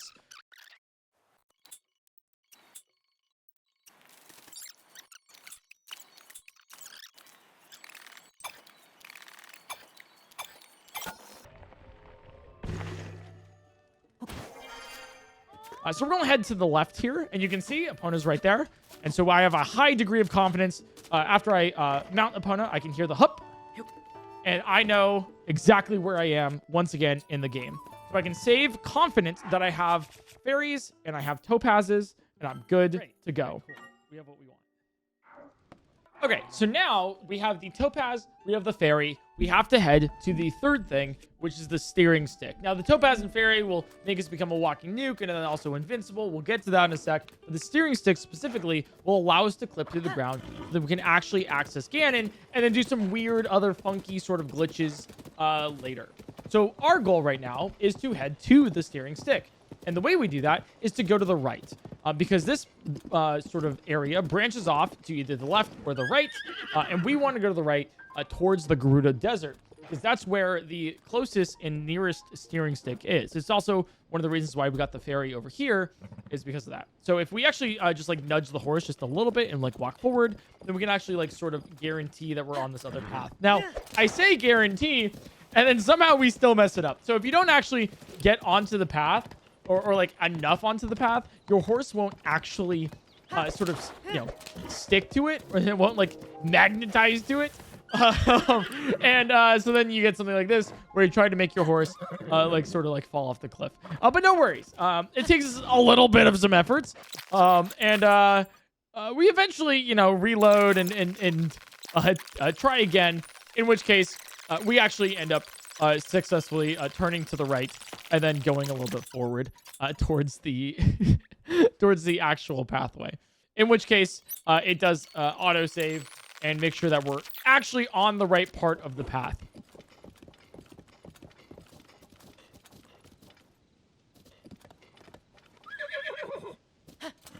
once again, like on the way to the pathway to the outskirts stable, the horse sticks to the path and we can continue going on. Now, there's actually one of the other reasons why we go here is because we get access to a small little a new area called a mini stable on the way over. And that mini stable is crucial for map navigation in the future. After we get the steering stick, we're going to be using our little sort of a new discovery of the mini stable to navigate us back to the area where then we can get to go to Ganon. But hey, no worries about that. We're getting a little bit ahead of ourselves. This part's a little samey as a little bit before. However, this is just the beginning of the end, because this latter half of the entire run goes from, oh, wow, that's really cool that you got a horse and you're doing all this stuff, to, oh my God, I cannot believe that you just did that blindfolded. I've been waiting so long and like kind of hinting at it for the entirety of this run, but it gets crazy. One of the cool things about this particular section is that as long as you just like head towards here, this Gerudo lady will get you into a cutscene, stop you, say, hey, you can't actually go past here, but then puts our horse in a certain spot, in which case we can jump off and then save. Because she'll always put our horse in this exact same spot, similar to just like a regular cutscene, which is a great normalized piece of movement. So then, if we ever fail this next segment, we can go and reload this spot where we know exactly where we are. And so, if you guys remember during your casual playthrough, this is kind of a nightmare to to navigate. But for some reason, if you are blindfolded and you have a correct route, it's actually relatively easy. This has been rerouted like a couple times because of rough terrain and then also some funky little things. For example, you'll see in a second we have to get up a couple stories in a building to access the steering stick. And we used to do a cool little segment where we used the glider like we did with the cogs and everything with the recall to do it. But now we actually do something a little bit differently where we head inside and then do a little funky sort of maneuvering with some hops, some skips, and some jumps, which was actually such a huge time save, and then also a little bit easier to manage. So you can see here, we try to get into this little corner right here. We don't actually jump onto it. We don't really grab onto it too much. And then from here, we can access the upside of this little area. As you see, it's like very barely there. And then to our right should be the steering stick once we head over there. And the steering stick is pretty much the last thing we need with our concoction to go to Ganon, which is a fairy, which is a topaz. We actually need those two bows as well. The shield, the pants, everything that we've been gathering up to here is exactly what we need to finish the game. Nothing more, nothing less. So now that we have the steering stick, we finally have everything we need. So what we're going to do right here, right before we go to Ganon, is we're going to make sure that we have 5 fairies and we have 5 topazes. We don't definitely need to do it right now. It's kind of a little bit of a safety strat. But what we're going to be doing eventually is we're going to be duplicating pretty much both of those items into oblivion. So when I say, oh, we're going to become invincible, I mean that we're going to duplicate so many fairies that it's virtually impossible for us to die. Like, we're going to be duping like 100, 200 fairies, 100, 200 topazes as well. Because topazes, which you'll see in just a little bit, are how we become a walking nuke. So you can see here, I'm just making sure that I have 5 fairies. I'm like, okay, cool, we have 5 fairies. We're all good to go. I think I thought I messed up there. Don't worry about it too much. Sometimes it works like that. But that's why I'm like, okay, cool. Let's see how many I have. I have 3. I didn't actually collect those fairies. Look, we're good to go. Right. And then, we do the exact same thing for Topaz. We can speed it up just a little bit here. Because, it's essentially the same thing. Now that we have the 5 fairies and 5 Topaz, this is a really cool strategy that we use to get to the part where we want to go to Ganon, right? So the part that we want to go to Ganon, it's where we got the shrine, but we didn't actually do the shrine puzzle back when we were getting the Topaz. So in order for us to go there, we need to zoom in on our map. And then when I was mentioning earlier, we go to the mini stable because this is a very good indication of how far we need to go upwards. So you can see I nab that. I zoom all the way out. I go to the right. to this shrine that we didn't get. That was the fall damage cancel. And then we go all the way up past this one. Oop, I go for the adventure log. Now we go past this one and then to the shrine afterwards. And that's how we actually navigate some of the map. It gets very complicated, but we use what we know and what we've gotten during the entirety of this run, and it all comes together. So if you're like, why did we get that one shrine? It's actually just two. Why did we get that one shrine when we fall damage canceled? It's like, okay, one is a really good audio indication of how far we are from the ground. And then number two, we can also use that same shrine as a guideline for navigating the map after we get the steering stick. Same thing with this shrine that we're currently at. We actually get the shrine so we can teleport back to it. We also use it as an indicator and a very good way to make sure that we can teleport back. So we actually throw a Topaz right there. I know.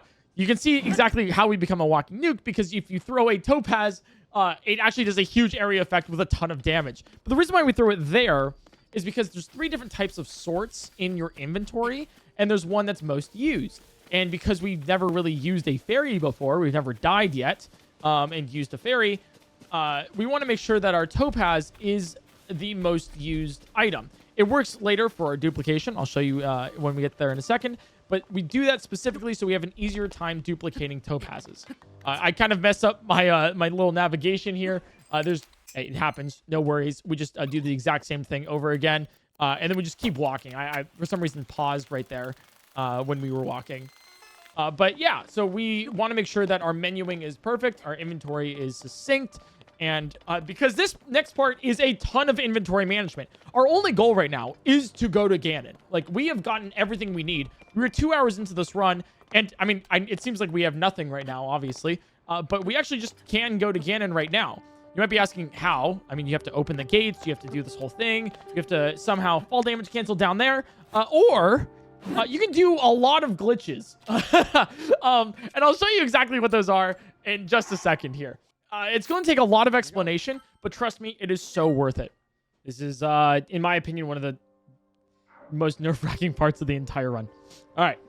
So, so we're going to throw all of our weapons. And this is true. This is probably the most nerve-wracking part of the entire run. It has me shaken and quaking often. So we want to get rid of all of our weapons, and we want to unequip our shield. And then we actually just want to, like, take out our bow. I need to do this 12 times. And the reason why is because we're going to be doing something called map Zuggling. It's about to get really complicated. You're about to see a lot of menuing. I'll try my best to explain it. So, our goal right now is to clip through the ground. Right now, we are directly above Ganon's lair, where you fight Ganon's armory before the end of the game, and then go into the whole Ganondorf fight, etc. So we're right exactly above it right now in the overworld. And so if we clip through the ground, we'll be able to fall far enough where we can skip the entire rest of the game. However, in order to do that, we need to overload the game enough where the collision in the ground doesn't detect us, where it doesn't exist anymore. We actually load the game with so many actors, so many items, so much that the game has to unload other parts of the game to make sure that, you know, we can still function as a character, which has some crazy effects. So what we're doing right now is called map Zuggling. By opening the map and then dropping a bow and then equipping another bow and then dropping another bow that we just equipped, what we can do is take out our bow and then take out our bow again and then take out our bow again and then take out our bow again and keep doing that. So then Link holds like 12 bows at the same time. The game doesn't like it when you do that.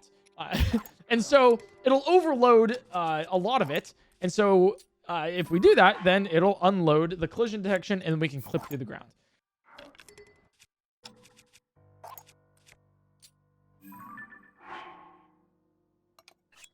$11.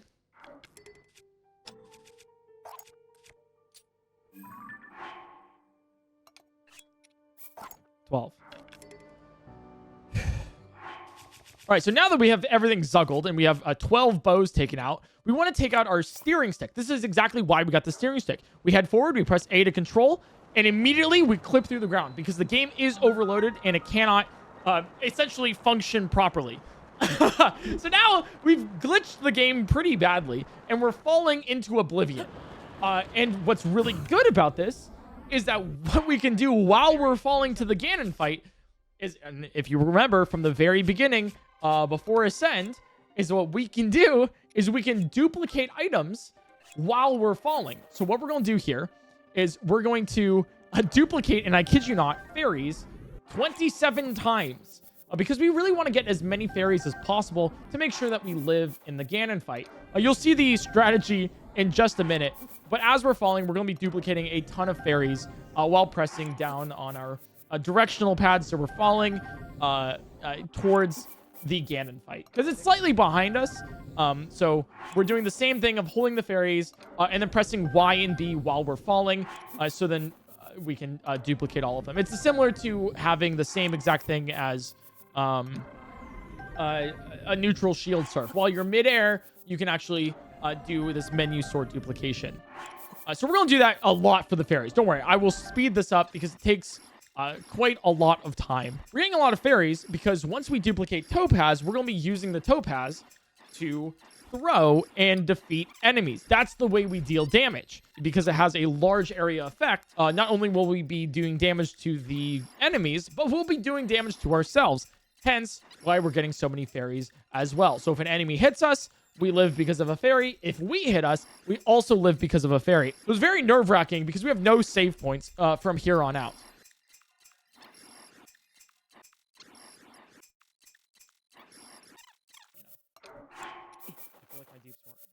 And then once we're done with duplicating all of our Topaz, we want to just dive as much as possible until we hit some ground. It's not where we want to be yet, but this is exactly where this is exactly the halfway point to the Ganon fight. So, big sigh of relief as we use our second steering stick. This is also why we went particularly to the Gerudo place for steering sticks, because they give us 3. The game is very particular. So sometimes it'll load objects. Sometimes it will not load objects, depending on how much things are loaded in the game, how much is in memory. What you just need to know is that we are on the very edge of clipping inbounds and clipping out of bounds, depending what Link is wearing. And what's nice about clipping to the Ganon fight specifically is that it enters a cutscene. We take absolutely no fall damage, and then we are good to go to fight Ganon's army. And this is where the Topaz and Fairy strategy immediately comes into play. So we're going to just be throwing as much Topaz as possible. And yes, believe it or not, this does have strategy to it. We want to throw a far one, we want to throw another far one, and then we want to throw one up close because we want to make sure that the big boss bokoblin in the back is being dealt damage to, while the ones that are right next to us and up close are also still dying. So as you see here, we can still do damage to ourselves, but then we want to keep throwing towards that boss bokoblin because it does actually have like a chonky much of a health bar. So we do actually have strategy of whether or not I want to throw far, whether or not I want to throw close, how I throw it, how fast I throw it, whether I break, etc. And you'll see this as well. We have some backups in case that maybe my Topaz don't kill. But then you can also see that there's 2 bokoblins off to the side. And we don't have our sword anymore to turn on a dime. So whenever we want to turn, we'd have to do some sort of movement there. And so we use a new strategy called, I guess, recall turning, where we get recall. I hold up on the direction pad, and then I press X to cancel it. So then I can still turn without doing too much. So if you, basically you turn and you cancel recall immediately. So you can just, turn on a dime as you'd like. So we do it again right here, knowing that I killed that one archer. We're going to turn left here, so I press left on the directional pad, and then X to cancel recall, and then we throw one more far to kill that bokoblin at the very, very end. That is the hardest part of army, because Demon King's army has 4 different phases. First one being bokoblins, the second one with Lycelvos, the third one being Gibdos, and then the fourth one being moblins. So the Lycelvos are the second hardest part of the army. What we need to do is go to the right twice, and then we throw the Topaz essentially 4 times. So then we actually deal damage to all Lycelvos. Now, Lycelvos, similar to that of the bokoblins, actually also have an archer too. It's over to the upper left. So we do, we move to the upper left. I actually didn't know I broke my shield until literally I reviewed this for the first time, which is kind of crazy. But we also miss our Lizalfos. Now, this is where a lot of experience comes into play, especially with practicing army, is that I know that the Lizalfos is probably a little bit farther to the left if I missed it, because it wouldn't be farther to the right based on, you know, my past experience with this. So I move to the left, I throw the Topaz, and we get the last Lizalfos. Now, here's phase 3 with the Gibdos. Gibdos are super weak to any elemental damage. You actually can't damage them with physical or blunt attacks. So using this Topaz strategy is incredibly valuable to defeating them. Now, they'll immediately mob you, right? So they'll close on you immediately, like, as fast as possible. And so we use one Topaz to deal with the crawlers, and then we use another Topaz slightly later to deal with the flying Gibdos. Just throw the Topaz on yourself twice, and you're good to go for that entire section of the Demon King's army. And then we get the easiest part of the Demon King's army, which is the Moblins. If you take the Topaz and you just, I kid you not, this is incredibly crazy, and you just throw it 4 times at the Moblins without doing anything else, the entire wave is gone. That's all it takes to defeat this Moblin wave. And then we get the Demon King's army, and then we're good. Now, if you're an astute person, you'll recognize that we haven't done the rest of the entire game. We haven't defeated any of the dungeons whatsoever, which means that we have to face against Colgera, Muktarok, the Queen Gibdo, Marbled Goma, etc. However, we're trying to speedrun here. So,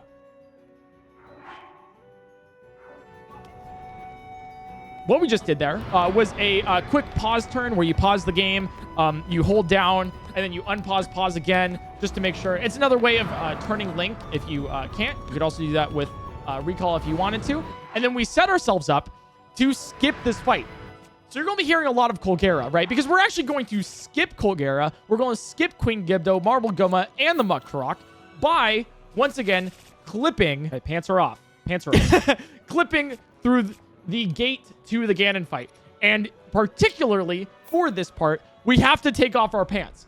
Because what I mentioned before with actors loading and unloading, we need to have Link's actor super unloaded.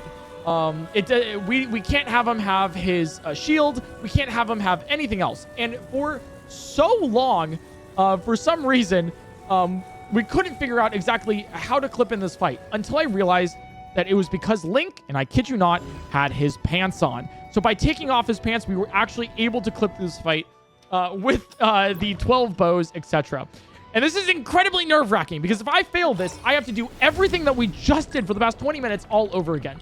We take out our bow, we press A, and then immediately spam B to clip through the door. And there we go. We have now skipped all 4 major bosses of the game. The thing is, and this might surprise you, is I'm a little confused right now. Because I think that I've actually clipped through the ground all the way. I'm not too sure if I actually made it. I realized I have no idea. Yeah, I have no recollection of if there is a confirmed audio cue or not. I did! It worked! Other than hearing that location for Ganon's lair. Okay.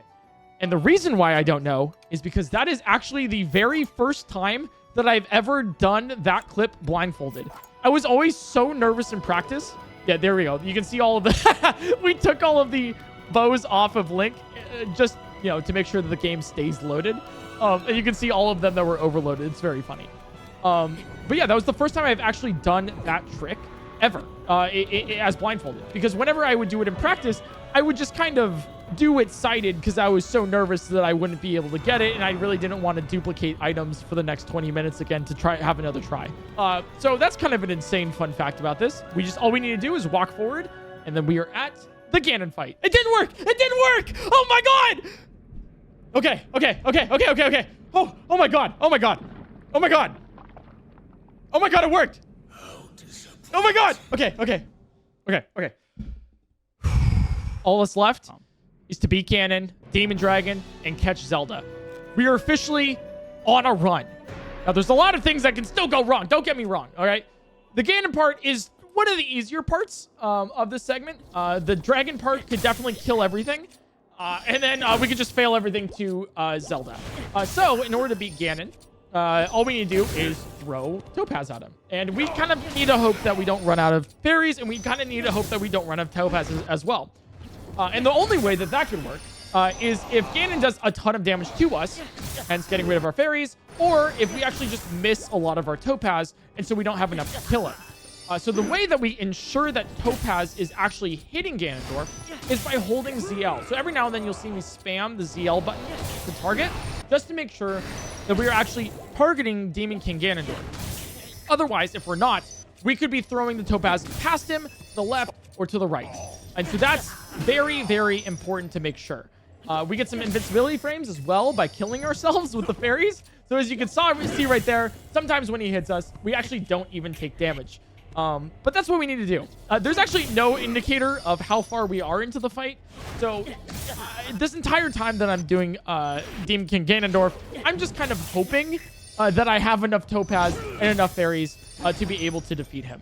But yeah, there's a couple different strategies that we have for every single fight, because Demon King Ganondorf technically has 3 phases. He has phase 1, he has phase 2, where he becomes, you know, a little bit more swagged out, and then phase 3, where he gets a huge health bar, and then we have to defeat that as well. So it's a little nerve-wracking because I have no idea if I've done it until these phase changes. First phase done. First phase done.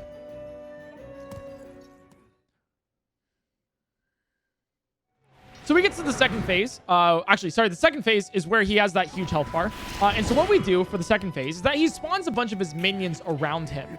And the reason why is what we do here is we actually just want to throw a bunch of Topaz at our feet, because the clone Ganondorfs will surround us, as you can see here, and we ensure that we deal a ton of damage to all of them by just doing a bunch of area effect around us. And we really want to make sure that those go away, because each one of them can individually attack and then take Link off of his groove. Or, you know, make sure that we can't attack with Topaz. They can basically stun lock us and put us into an ability where it doesn't work. So we have them low enough where I'm starting to get confident that I can just like throw Topaz at them. And as you can see in just a little bit here, we'll hear a little audio cue that we have defeated them. Yeah, there we go. Right. So I can hear an audio cue that I did defeat them. So I'm like, okay, cool, nice. And then we're on the last part of Demon King Ganondorf here. Yeah, so you can see, because I heard that audio cue, we should be good to go. I wish there was more to this fight. I really do. It's so hyped up. It's so cool. But all we really are trying to do here is we're just trying to make sure that we are locked onto Ganon. So I'm spamming ZL here. It's not locking onto him. So then I make sure I don't throw Topaz so as to not ruin the amount of Topaz that I have. Because I only have 100 remaining. And I'm on phase 2, so I'm like, okay, cool. I actually also don't know at this point how many Topaz I have or how many fairies I have. I just know I'm generally in the ballpark of 100 to 150, and I need to hope that I hit most of my shots, because if I don't, then I have to do the past now 26 minutes all over again. We'll fast forward through most of this fight now, because it really is just the same. Just going through it over and over and over again. Until Demon King Ganondorf goes. Now, you might be also wondering, why is there Colgera music playing? And also, why is the Colgera boss bar at the very top? The reason being is because technically the game thinks that we're both in the Demon King Ganondorf and also the Colgera fight. Remember that we actually clipped through the door to get to Ganondorf while we were in the Colgera fight. So, you know, the game has not unloaded Colgera, and we're also just happen to be facing Demon King Ganondorf. It's a little bit confused right now, but it's got the good spirit, you know? We're in a boss fight. That's all that really matters. And let's be real with ourselves. The Colgera boss fight music is kind of one of the best boss fight musics in all of Tears of the Kingdom, and kind of the best boss fight. So that is why that's happening.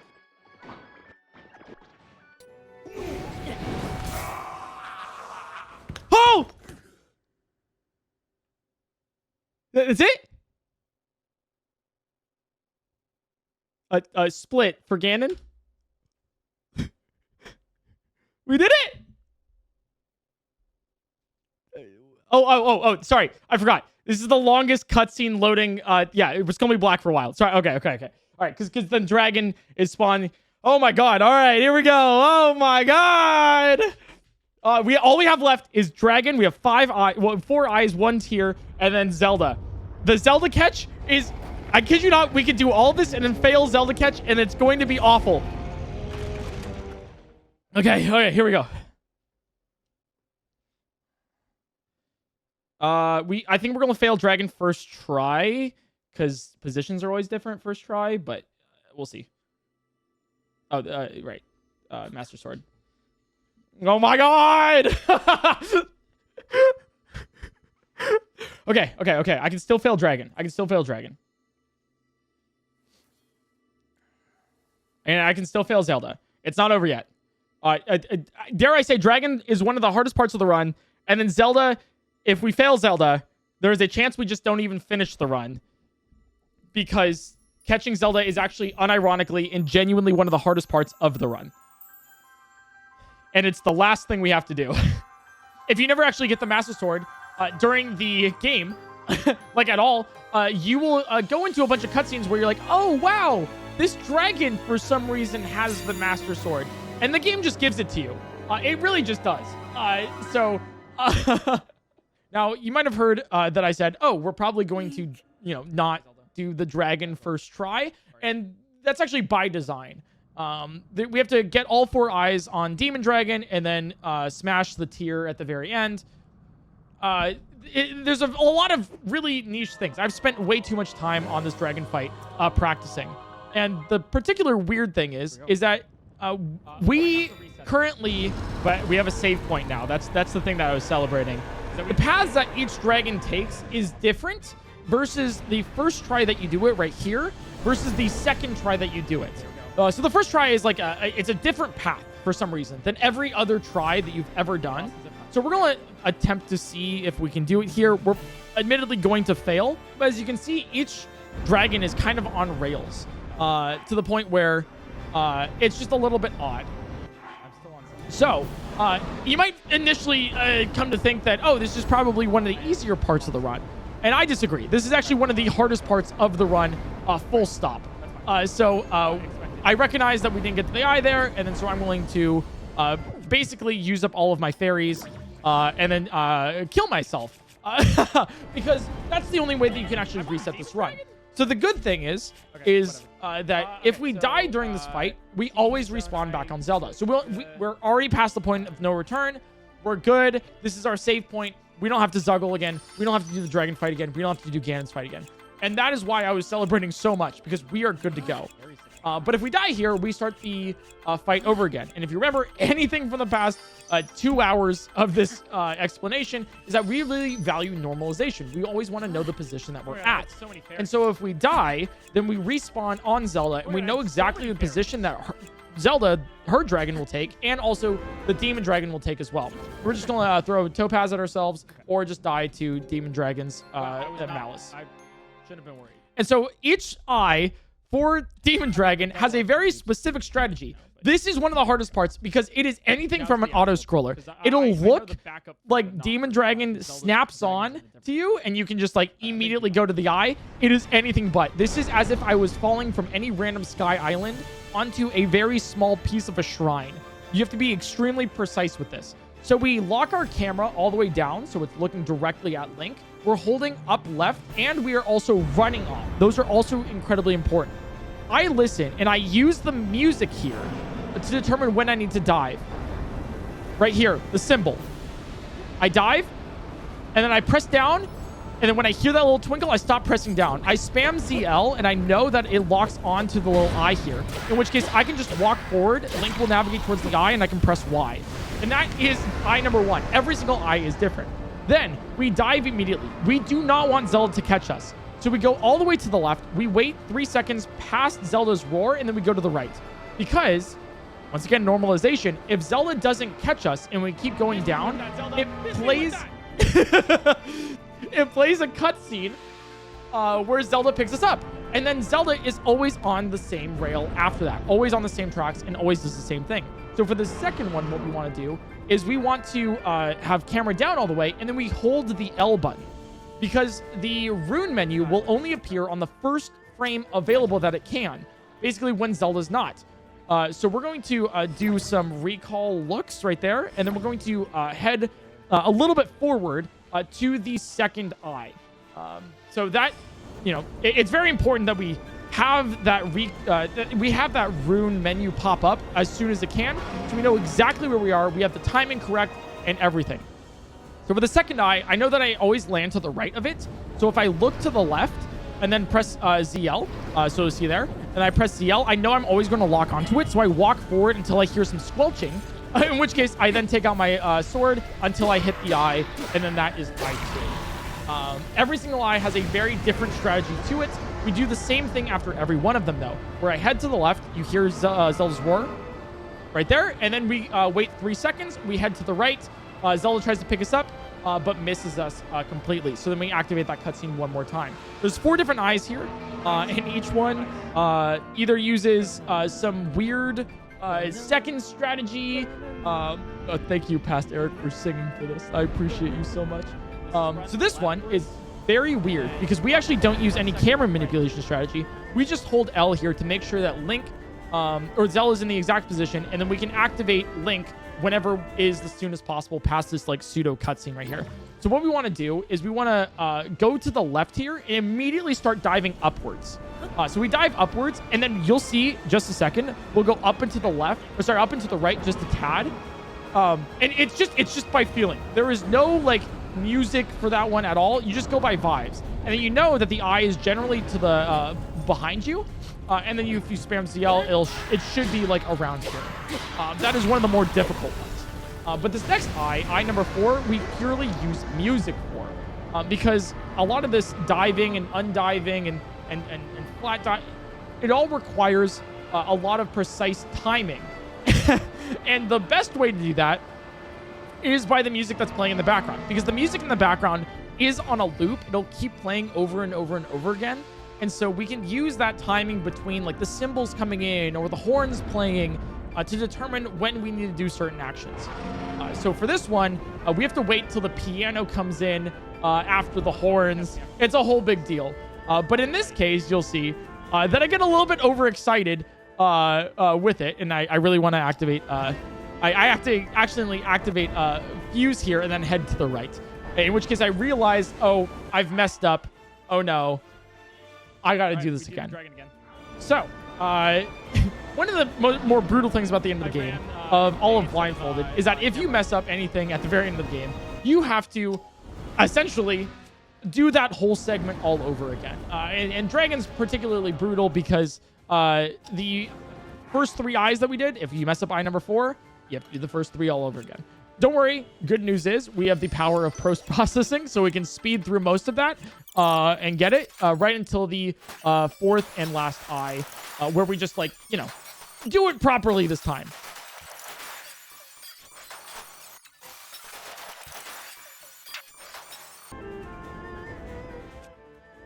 All right, so we activate recall here, and we move a little bit to the right twice. And then we listen to the background.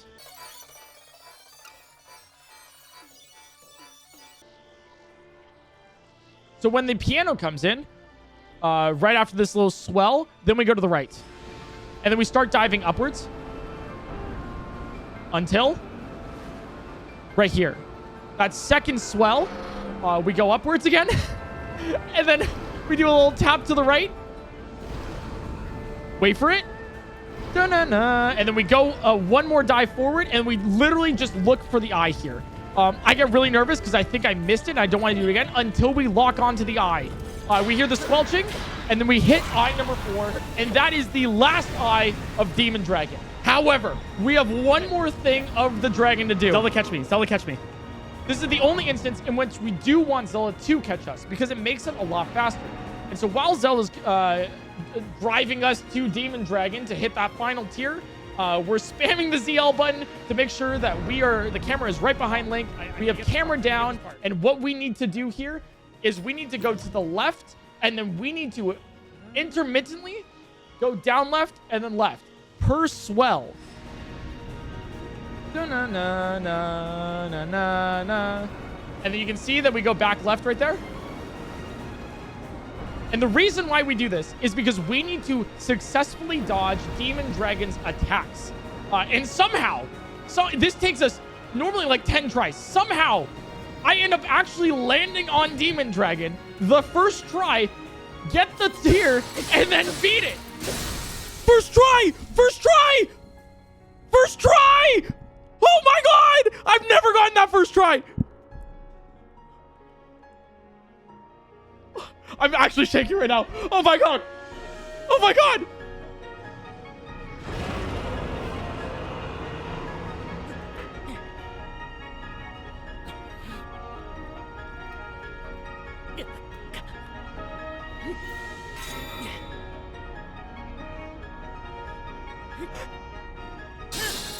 Yes! Okay. Please catch Zelda. Please catch Zelda. This could ruin the entire run.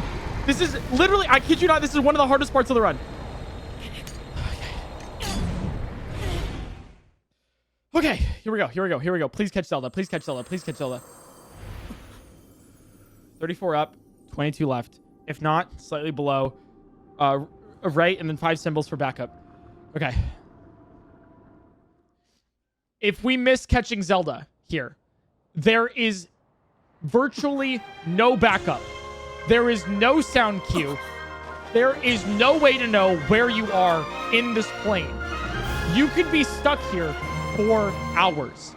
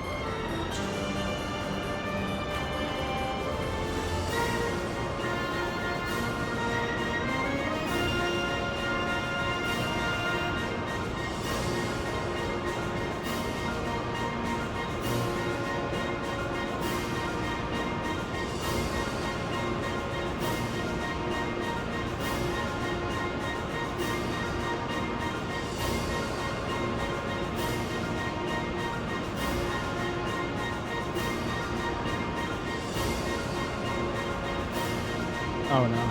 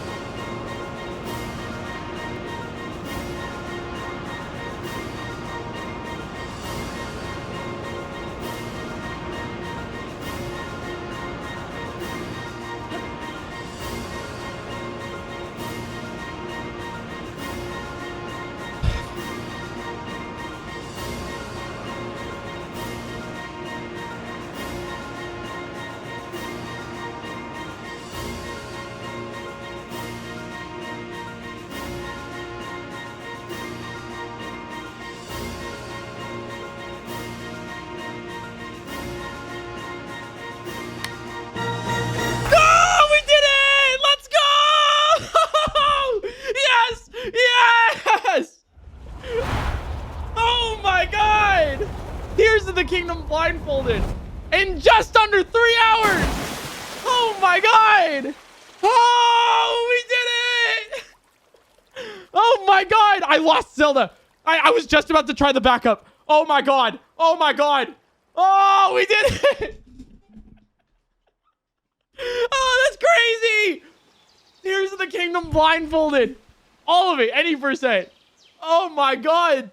That's nuts. Oh my god, we did it! We did it! Thank you guys so much for watching. This was an insane video to make and so fun to practice.